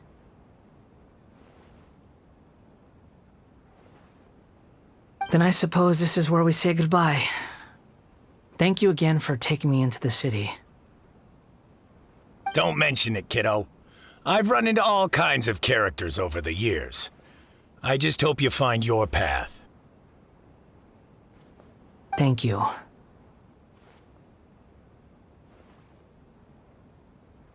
All right, done. Thanks for waiting for me. We can go now.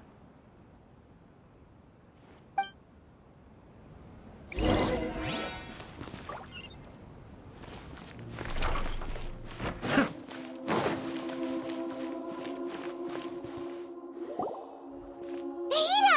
Nahida! What's wrong? Huh? Are you? Hello. I do apologize for the sudden intrusion. We found this guy in the street, but he doesn't seem to remember anything. So, yeah, quite an eventful walk.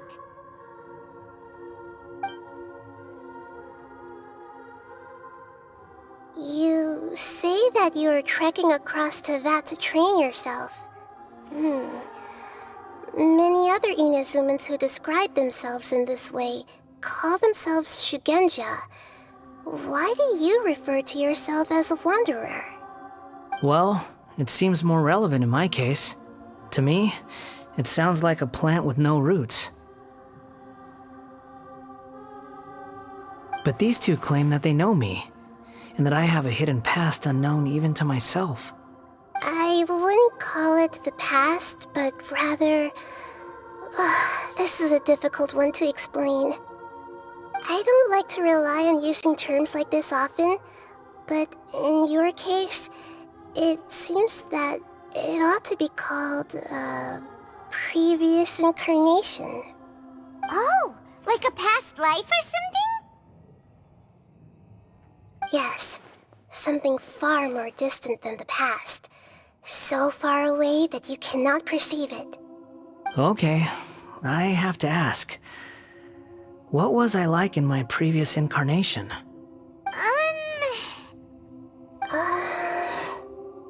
Oh, okay. I see. You want to tell me, but you can't bring yourselves to say it. Looks like I didn't have the most wonderful existence in my previous incarnation. If it's that difficult to talk about, I have no doubt it will be just as difficult to hear, but I'll be able to handle it. Please, tell me the truth. Is truth something you care a lot about? Yes. Then I'll be straight with you. In your previous incarnation, you did many things that would be considered evil. You nearly died because of what other people did, and many died because of you. As a non-human being, you hated gods and humans alike. You drifted from place to place, never able to settle, even where you found status and identity. You adamantly believed that you were missing a heart. Actions rooted in persistence sometimes bear bitter fruit. Sometimes, you have to let parts of yourself go, or you'll never be happy.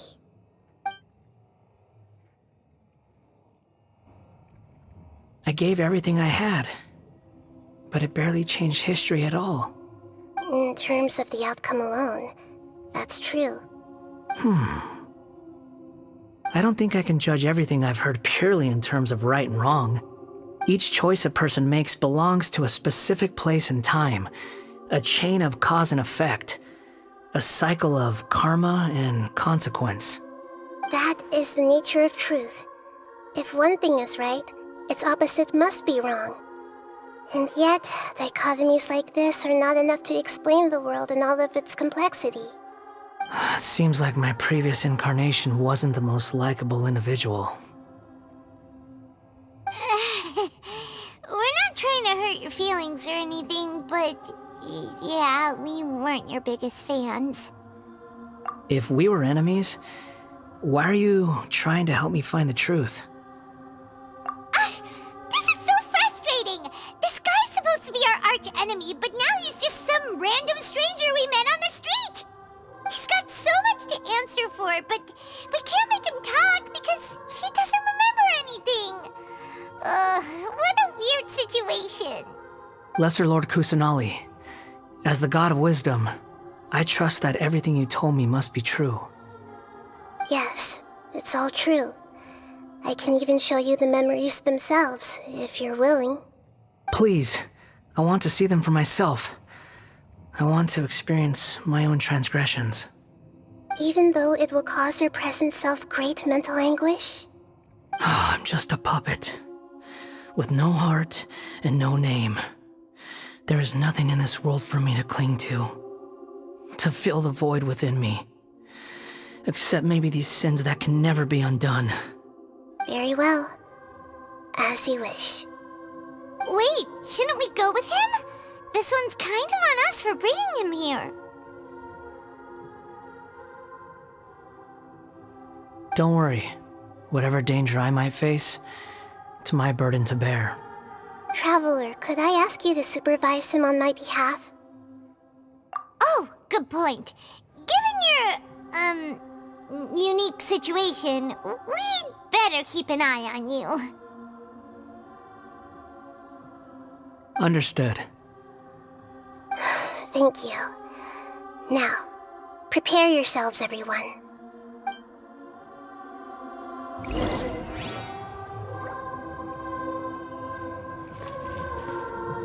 It's time to get ready.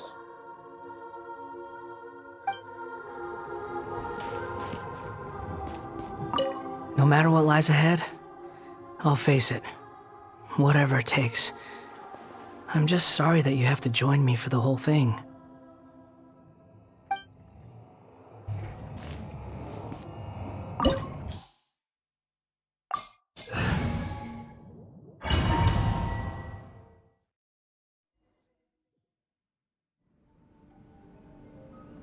This looks like Inazuma. Right now, you're in a dream I created using information extracted from your memories. These memories will show you the raw truth, but be aware that enemies may react just like in the real world. Please be careful. Sounds like an immersive experience. It's a good thing we came along. You don't need to do this for me. I don't deserve your protection. We never give up halfway. Well, we had to once, but that was your doing. All right. Thanks. Wanderer, this is the Shake Pavilion. In your Balladeer incarnation, this is where the Electro Archon placed you after your creation. You had a great many memories here. Is that because this is kind of like his birthplace? You could say that, in a sense. You'll see why shortly. I hear footsteps.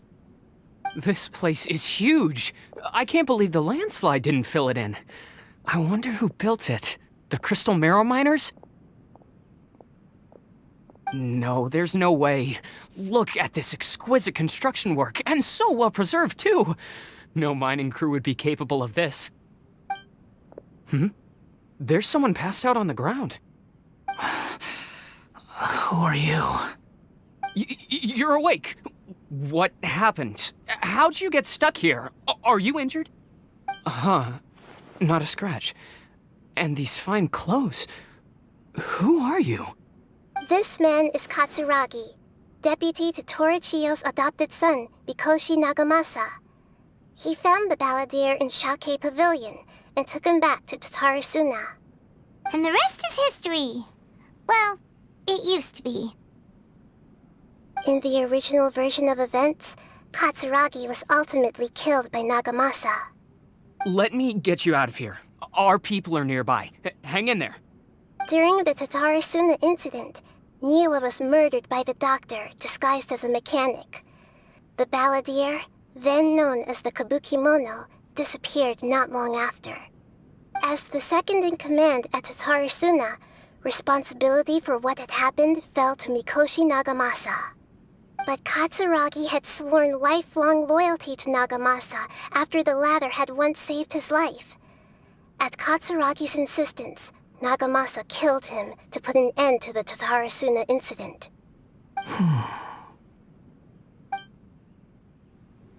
Katsuragi seems like he was a good guy. He looks like a warrior, but he has a kind face. Why couldn't he live a long and happy life?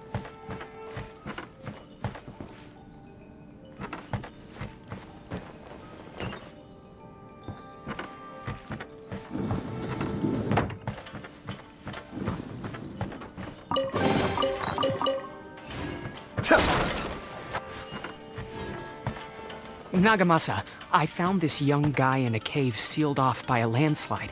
He doesn't remember his name. Well, we need to call you something. I hear the workers are calling you the Kabukimono. That's fine with me. Katsuragi, report to Niwa. Tell him we have someone new joining us.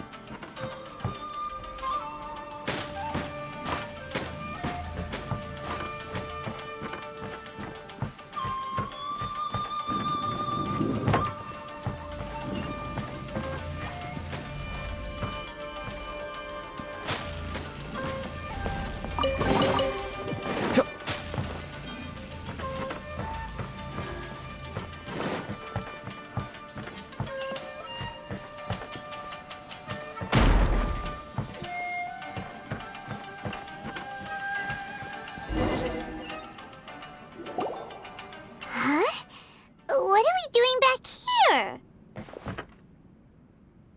Whoa, this is where you were born?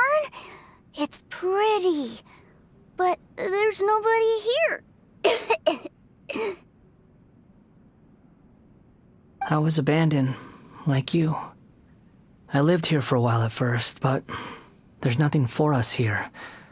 We can't stay. Okay. I heard my mom and dad used to make swords, But the factory manager died, and then my dad got sick.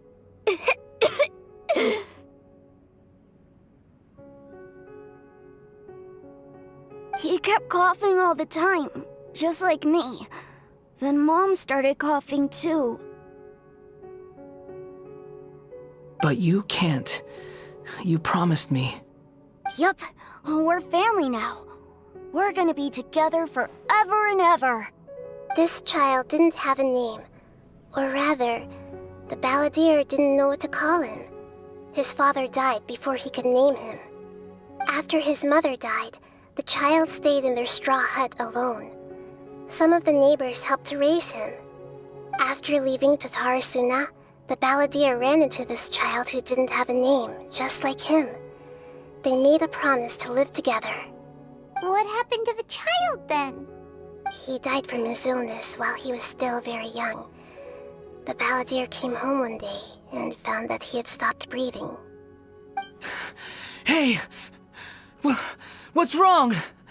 Say something! You promised me we could be family! You're no different from Niwa and all the others. You betrayed me too.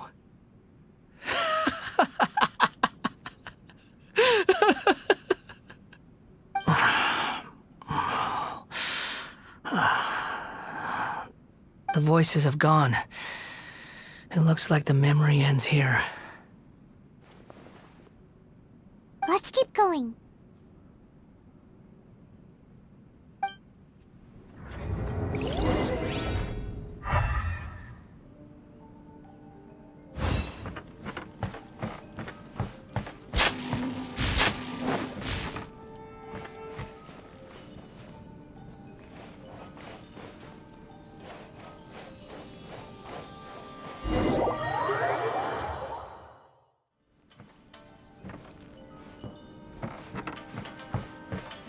You do realize you're blocking my path. I come not to obstruct you. I've been waiting. What you are truly is a weapon. One that could be wielded with an iron will. Or you could continue to drift aimlessly. Are you trying to win me over? Long-fated rebellion has begun. Why not take your place at the banquet and join those who shall feast? Stabilize! Everyone hold hands! Be still.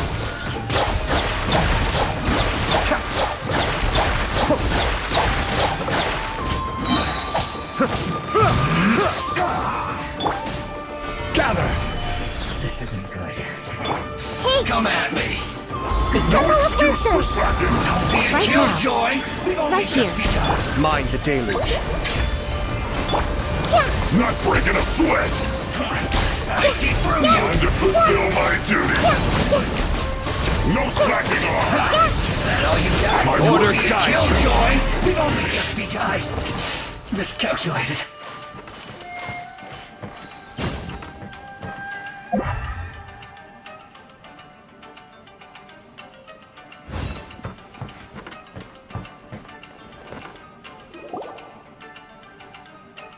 This place is dark.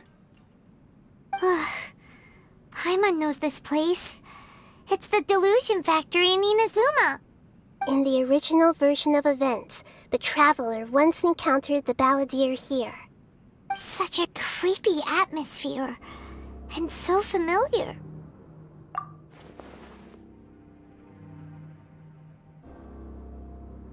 Hey, look over there! Well, well, my fair lady. Is this rundown factory and these incompetent fools all for me? Wow. You shouldn't have. Huh. What do you have to gain from belittling your subordinates? You might not want to admit it, but you are a part of this plan. Perhaps you find fighting in the Abyss to be a more meaningful use of your time? Oh, but of course, even this pales in comparison to being experimented on by the Doctor. What a sharp tongue you have. Funny how negotiating never seems to be your strong suit. For the task ahead, I suggest you keep your true feelings to yourself. Save your breath. I know what I have to do. I'm sure you think so, but I still think you need to hear it. Don't start thinking you're invincible, and don't let your emotions get in the way.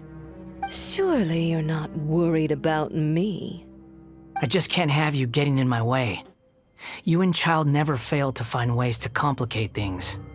I'm merely lighting a little fire in this chaotic nation. But you, being tossed out like trash, must make you want to destroy it completely. Do you remember the last time you were here? That was a lot of swordsmiths you killed. I'm sure the descendants of the Raiden Gokaden are still suffering the consequences now. Look at you. Oh, don't get so sentimental. Now, give that poor little tongue of yours a rest and stop pretending like you're above everyone else. Bye then.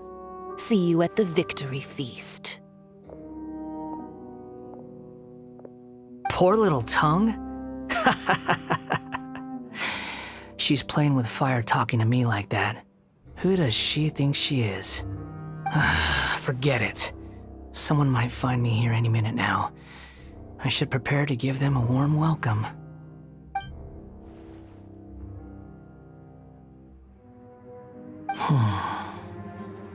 The plot does not end here. There is more of this story to come. Wanderer, are you able to continue? Yes. Please don't worry about me. Why are you staring at me in silence? Can't you think of a nicer way to express yourself? I'm under no obligation to be nice to you. Besides, I thought nothing mattered to you except results in your own interests. Isn't that right, witch? Muddle-headed puppet. You're only number 6 because you can take more abuse than other humans. Do you really count that as an asset? You're about as much fun to be around as a raging inferno. But before we murder each other, it'd be best if we finish our duties. Stabilize! Here to play with me. I see everything! Right here. Over here!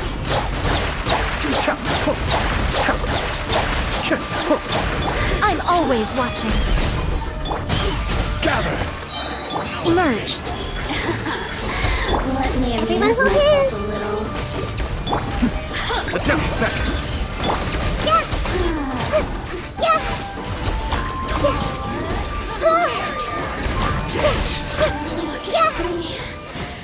Just once more.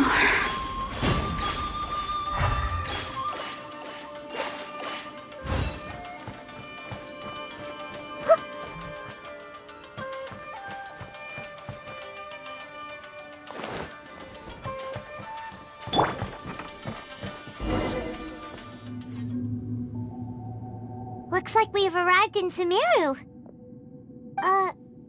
Is that? Considering that Amorta's sage, Nafis, refused to join this project, I'll take part in the experiment in his place. Welcome. I look forward to a fruitful collaboration. When do we start? You seem impatient.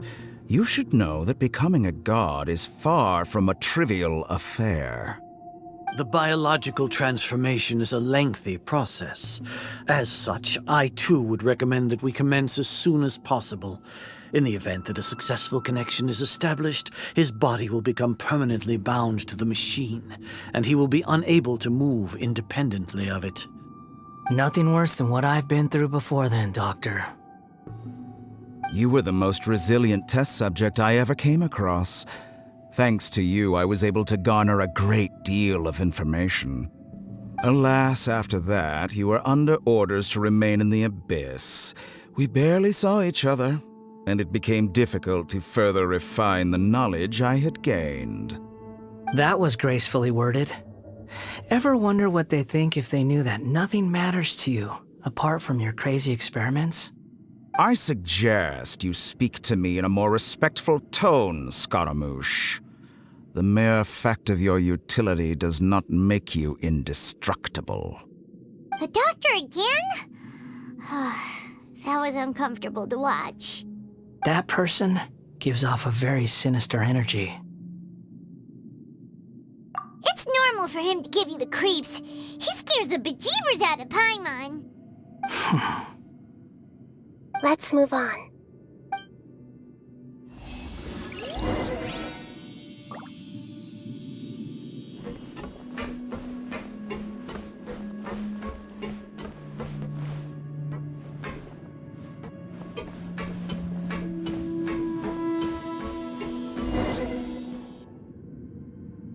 You're a god. Do you think I'm evil? If you accept that he is you, just as you are you, then yes, you are evil. In your eyes, are there any differences between humans and puppets? Do you think there are any differences between your present self and your previous and future incarnations? If not, then what are the differences between humans and puppets? Whoever has tasted the joys and sorrows of life in the human realm is human. Whoever has loved and lost, cried with grief, howled with rage at the tragedy of death that eclipses the miracle of life, they are human too. I've seen enough of my past. If possible, I'd like to reclaim the sins that are mine to bear.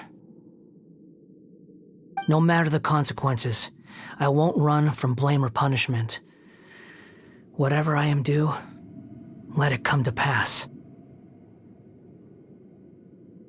Can you return my memories to me?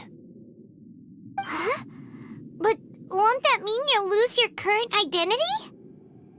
I've always believed that human lives follow a set of rules, with each person being a collection of past experiences.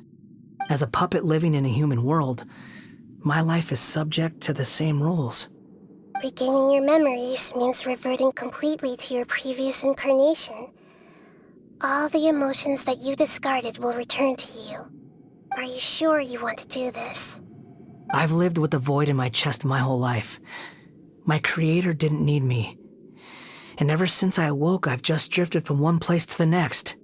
But then I met you. And I finally realized that reclaiming my missing sins might be my one opportunity to become my true self.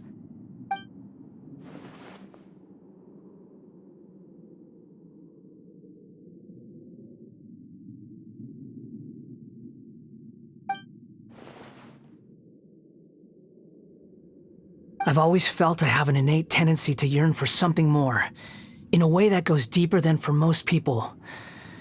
But for all my soul-searching as a Shugenja, I've never fully understood it.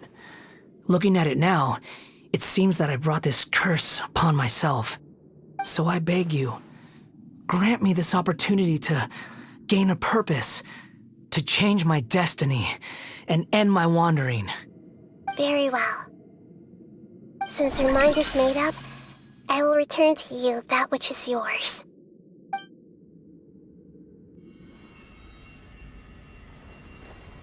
You have made your decision. Now, take this.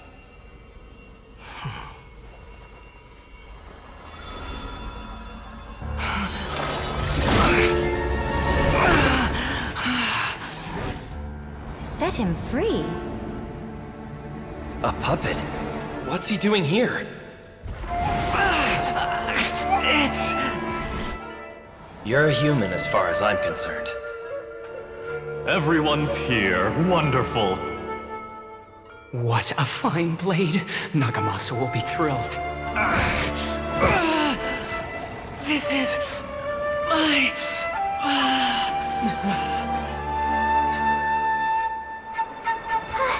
Is he alright? No way!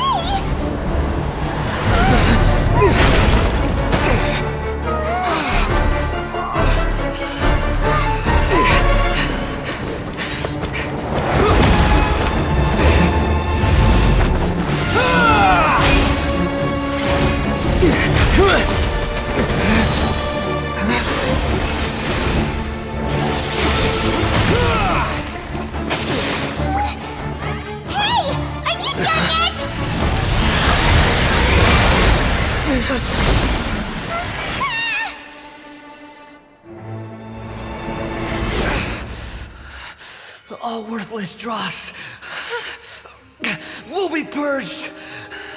That's why this won't be the end.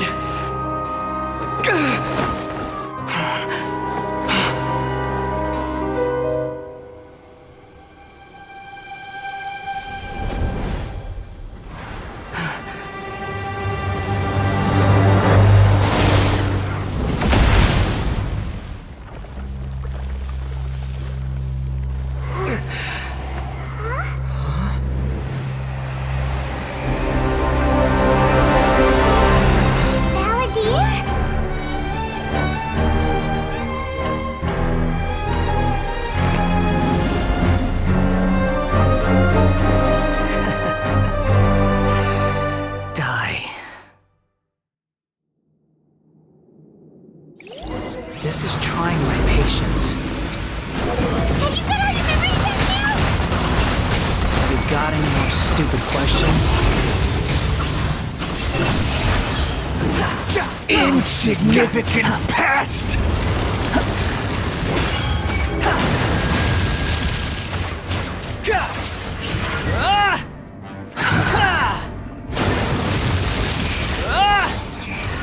Feeble human!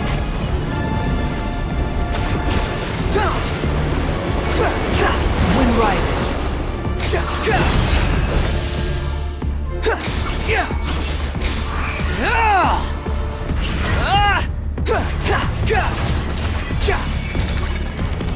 At my command, you shall fall!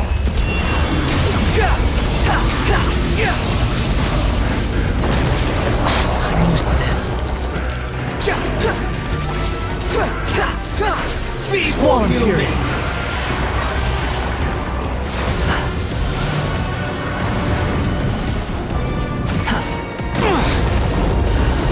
Behold! My endless cycle! Begin! Wretched vermin!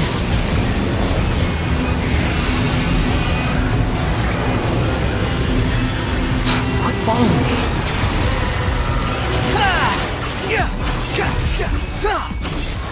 Feeble human!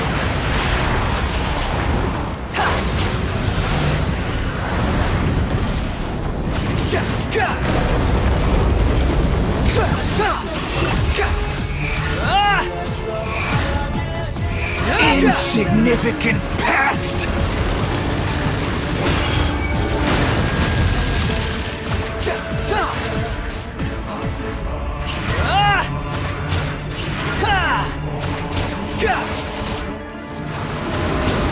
Squall and Fury! Perish!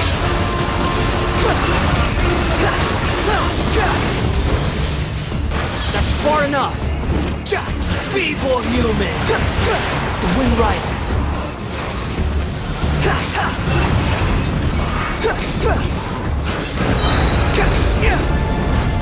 Cry louder!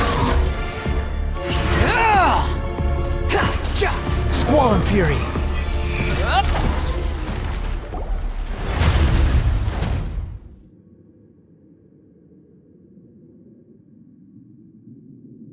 Imbecile! Get out of my sight. It disappeared. Did we win? What did you expect? I'd never lose to that. There's the tone of voice again. You're definitely back to your old self. Wait, but it was you inside that thing too! What have you got to be smug about? Sorry.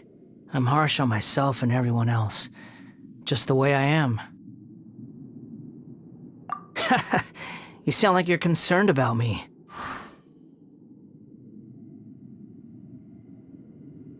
But don't worry. Thanks to you, even if I didn't change a thing, at least I now know the truth.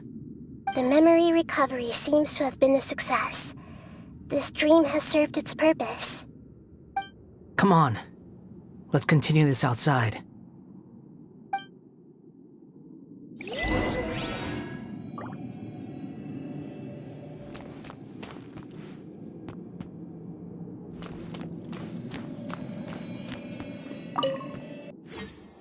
Welcome back, Traveler, Paimon, Balladeer.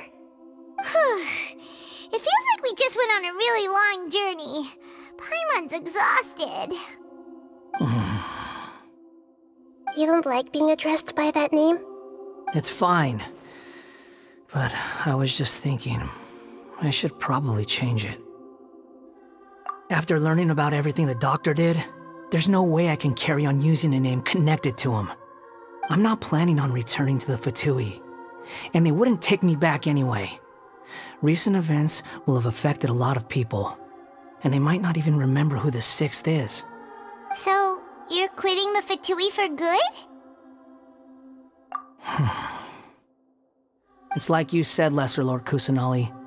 Everything may look futile, but it wasn't completely meaningless. At least I made a lot of people forget about me. But that doesn't mean your own past has disappeared. Of course. And your main goal, for which you gave up everything you had, you weren't able to achieve it. I hope you can see and understand that. Changing the world, changing the past, changing the fates of other people, these are not simple things to accomplish. What you are looking for is complete annihilation. But this is just a fantasy. Even if the Balladeer is removed from existence, the world will not heed your will. Indeed. How ridiculous. Do you regret doing all that when you've gotten so little in return? Even if I'm completely worthless, there's nothing in the world worth regretting. Lesser Lord Kusanali, you purposely left that information in Irminsul, didn't you? Yes, and I took pains to make sure that you'd acquire that information naturally. Why would you go to such lengths? You trying to win me over too? In all honesty, your past experiences have made you a useful asset to Sumeru and to me. Winning you over was indeed a part of my plan. But before that, I wanted to tell you the truth about your past. If all I wanted to do was use you, then I'd be no different from the doctor. Very clever. I guess you could say that's one of my virtues. Utility to others is what gives me worth. So if embracing my sins is what it takes to make me useful again, so be it. Oh right, I almost forgot. You're the good guys. You're into justice and all that. Sorry if I have a slightly different perspective on things, but I don't feel like I've been duped. The wisest leaders are fated to end up with the best helpers. I can live with that. I'm glad you're able to think of it in that way. Traveler, in the future, I'll continue to search Irminsul more deeply and see what secrets can be uncovered, including the beginning of your twins' journey recorded in Irminsul. What exactly happened before and after that point? I want to know as well. I will try. Traveler.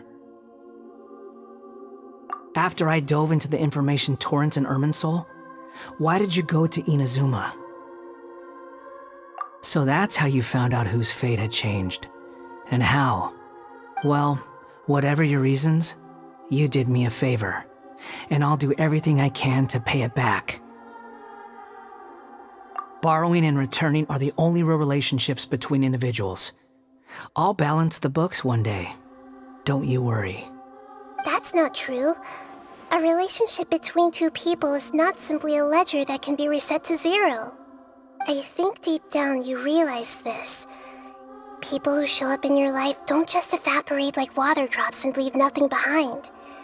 There is no such thing as balancing the books. Some things in this world can never be brought back, and they can never be changed, which is why there is emotion in the human world. Everything that you feel is real and lasting, and whatever is missing in you will not be made whole. To be human is to live with imperfections. You can choose whether or not you want to be human. But humans can't live without a heart, can they? Anyway, I gave up trying to become a human a long time ago. You understand what pain is perfectly well, even without a heart. You're just bearing your feelings. The past is set in stone, but you can keep moving on. And the longer your future lasts, the shorter your past will become, until one day, it is but a tiny fraction of your life. Sounds like you've got a future planned out for me. Everything's ended up being pretty darn complicated. Paimon doesn't even know where to start, but the most important thing now is that you need to follow Nahida. Otherwise, all our efforts will have been for nothing.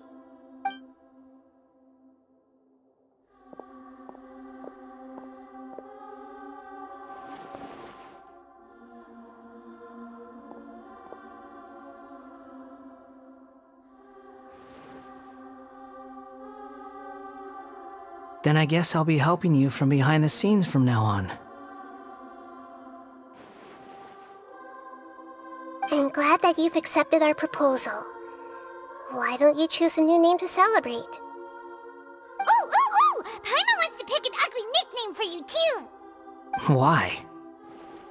Because Paimon still doesn't like you that much. Then I hope we don't see much of each other in the future. A name is life's first gift. You didn't say it out loud, but I know that's what you're thinking. The Traveler and Paimon have helped you a lot. If you can't decide on a new name, maybe you can ask them for ideas. No! Paimon only does nicknames! If it's a serious name you're after, it's all yours.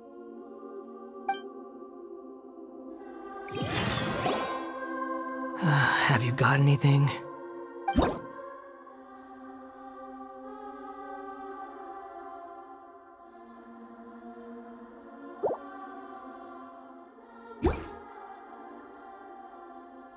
Are you sure?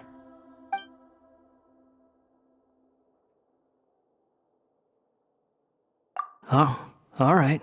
If you say so.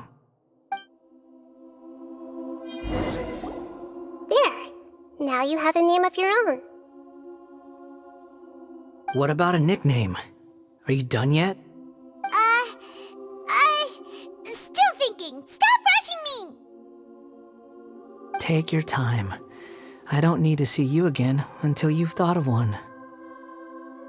Everyone who manipulated me and made me suffer will have to pay the price. You mean the Fatui? The doctor, at least. Now that your stance has changed, I believe your future path will change accordingly. But it won't be immediate. You still need some time to compose yourself. One more thing. There are still some descendants of the Raiden Gokuden living in Inazuma. Some of them know. Well, they ought to know about the connection between Raiden Gokuden and myself. I don't plan to leave Sumeru for the time being. If you see them in Inazuma, please tell them that I was the one responsible for the Raiden Gokuden's downfall. Even though the events have been erased from the world, they still deserve to know the truth. I see. That is up to you. Huh?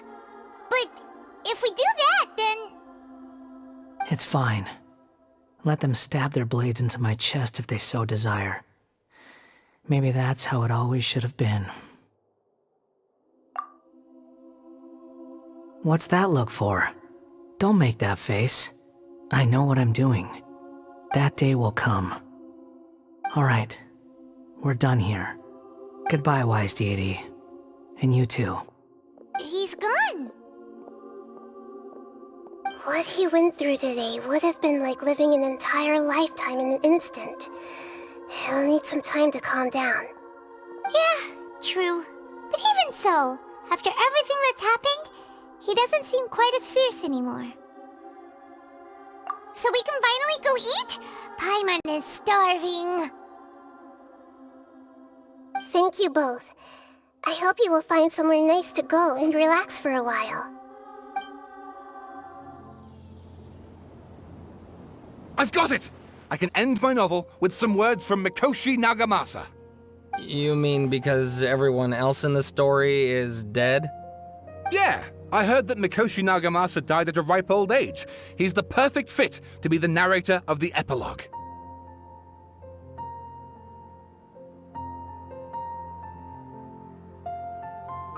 The dark clouds had dissipated, but they continued to cast their shadow in Mikoshi Nagamasa's mind for decades to come. Then, one night, as an old man, he had a dream. On the night when that prized blade, the Daitatara Nagamasa, was forged, the people rejoiced, and there was painting, dancing, and drinking. All these expressions of joy melted down in the furnace fire and turned into red clouds that rallied around the final sunrise that Mikoshi Nagamasa saw in his lifetime. Life is a story too long to be told, a journey that you must walk to behold.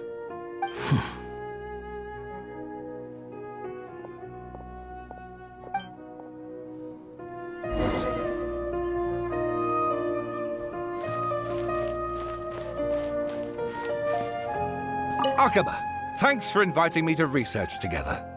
Of course, Sawada. Your creativity has been indispensable to me.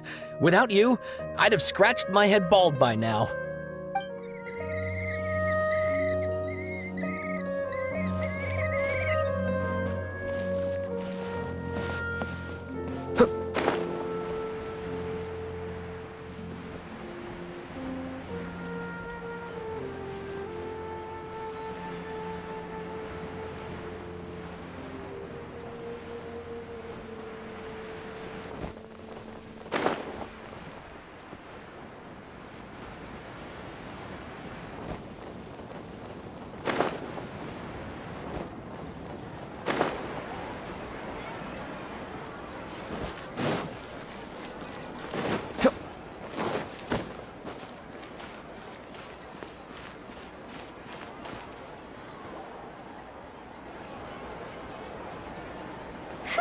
It's about time we had a break. As soon as you stop, all the tiredness and hunger comes rushing back.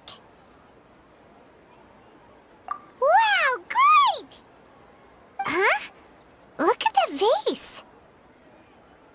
Did someone break it while they were cleaning the room or something? Like, Paimon doesn't remember there being a cleaner.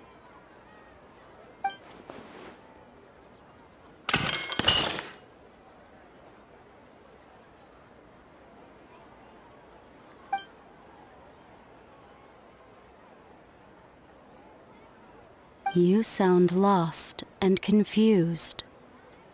I know why you are troubled. Any who knew of this would find their mind overwhelmed. Huh? Is there someone here talking to us? Unfortunately, the fate of Tevat cannot easily be changed. Perhaps a god may have a slim chance. But for anyone else, who can say? When a small animal runs into a tree trunk, though the tree may sway, it is not displaced. The same is true of fate, like a vase that falls to the ground. Whether it is broken by a cat or by a bird, the result is still a broken vase, is it not? Who are you? How do you know about all this? History does not change easily, but human hearts can. Believe your own eyes. Only that which you see is true. What is unseen is but an illusion.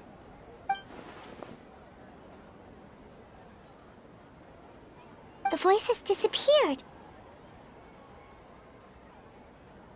And who the heck was that? And what were they doing coming out of nowhere and saying all that scary stuff?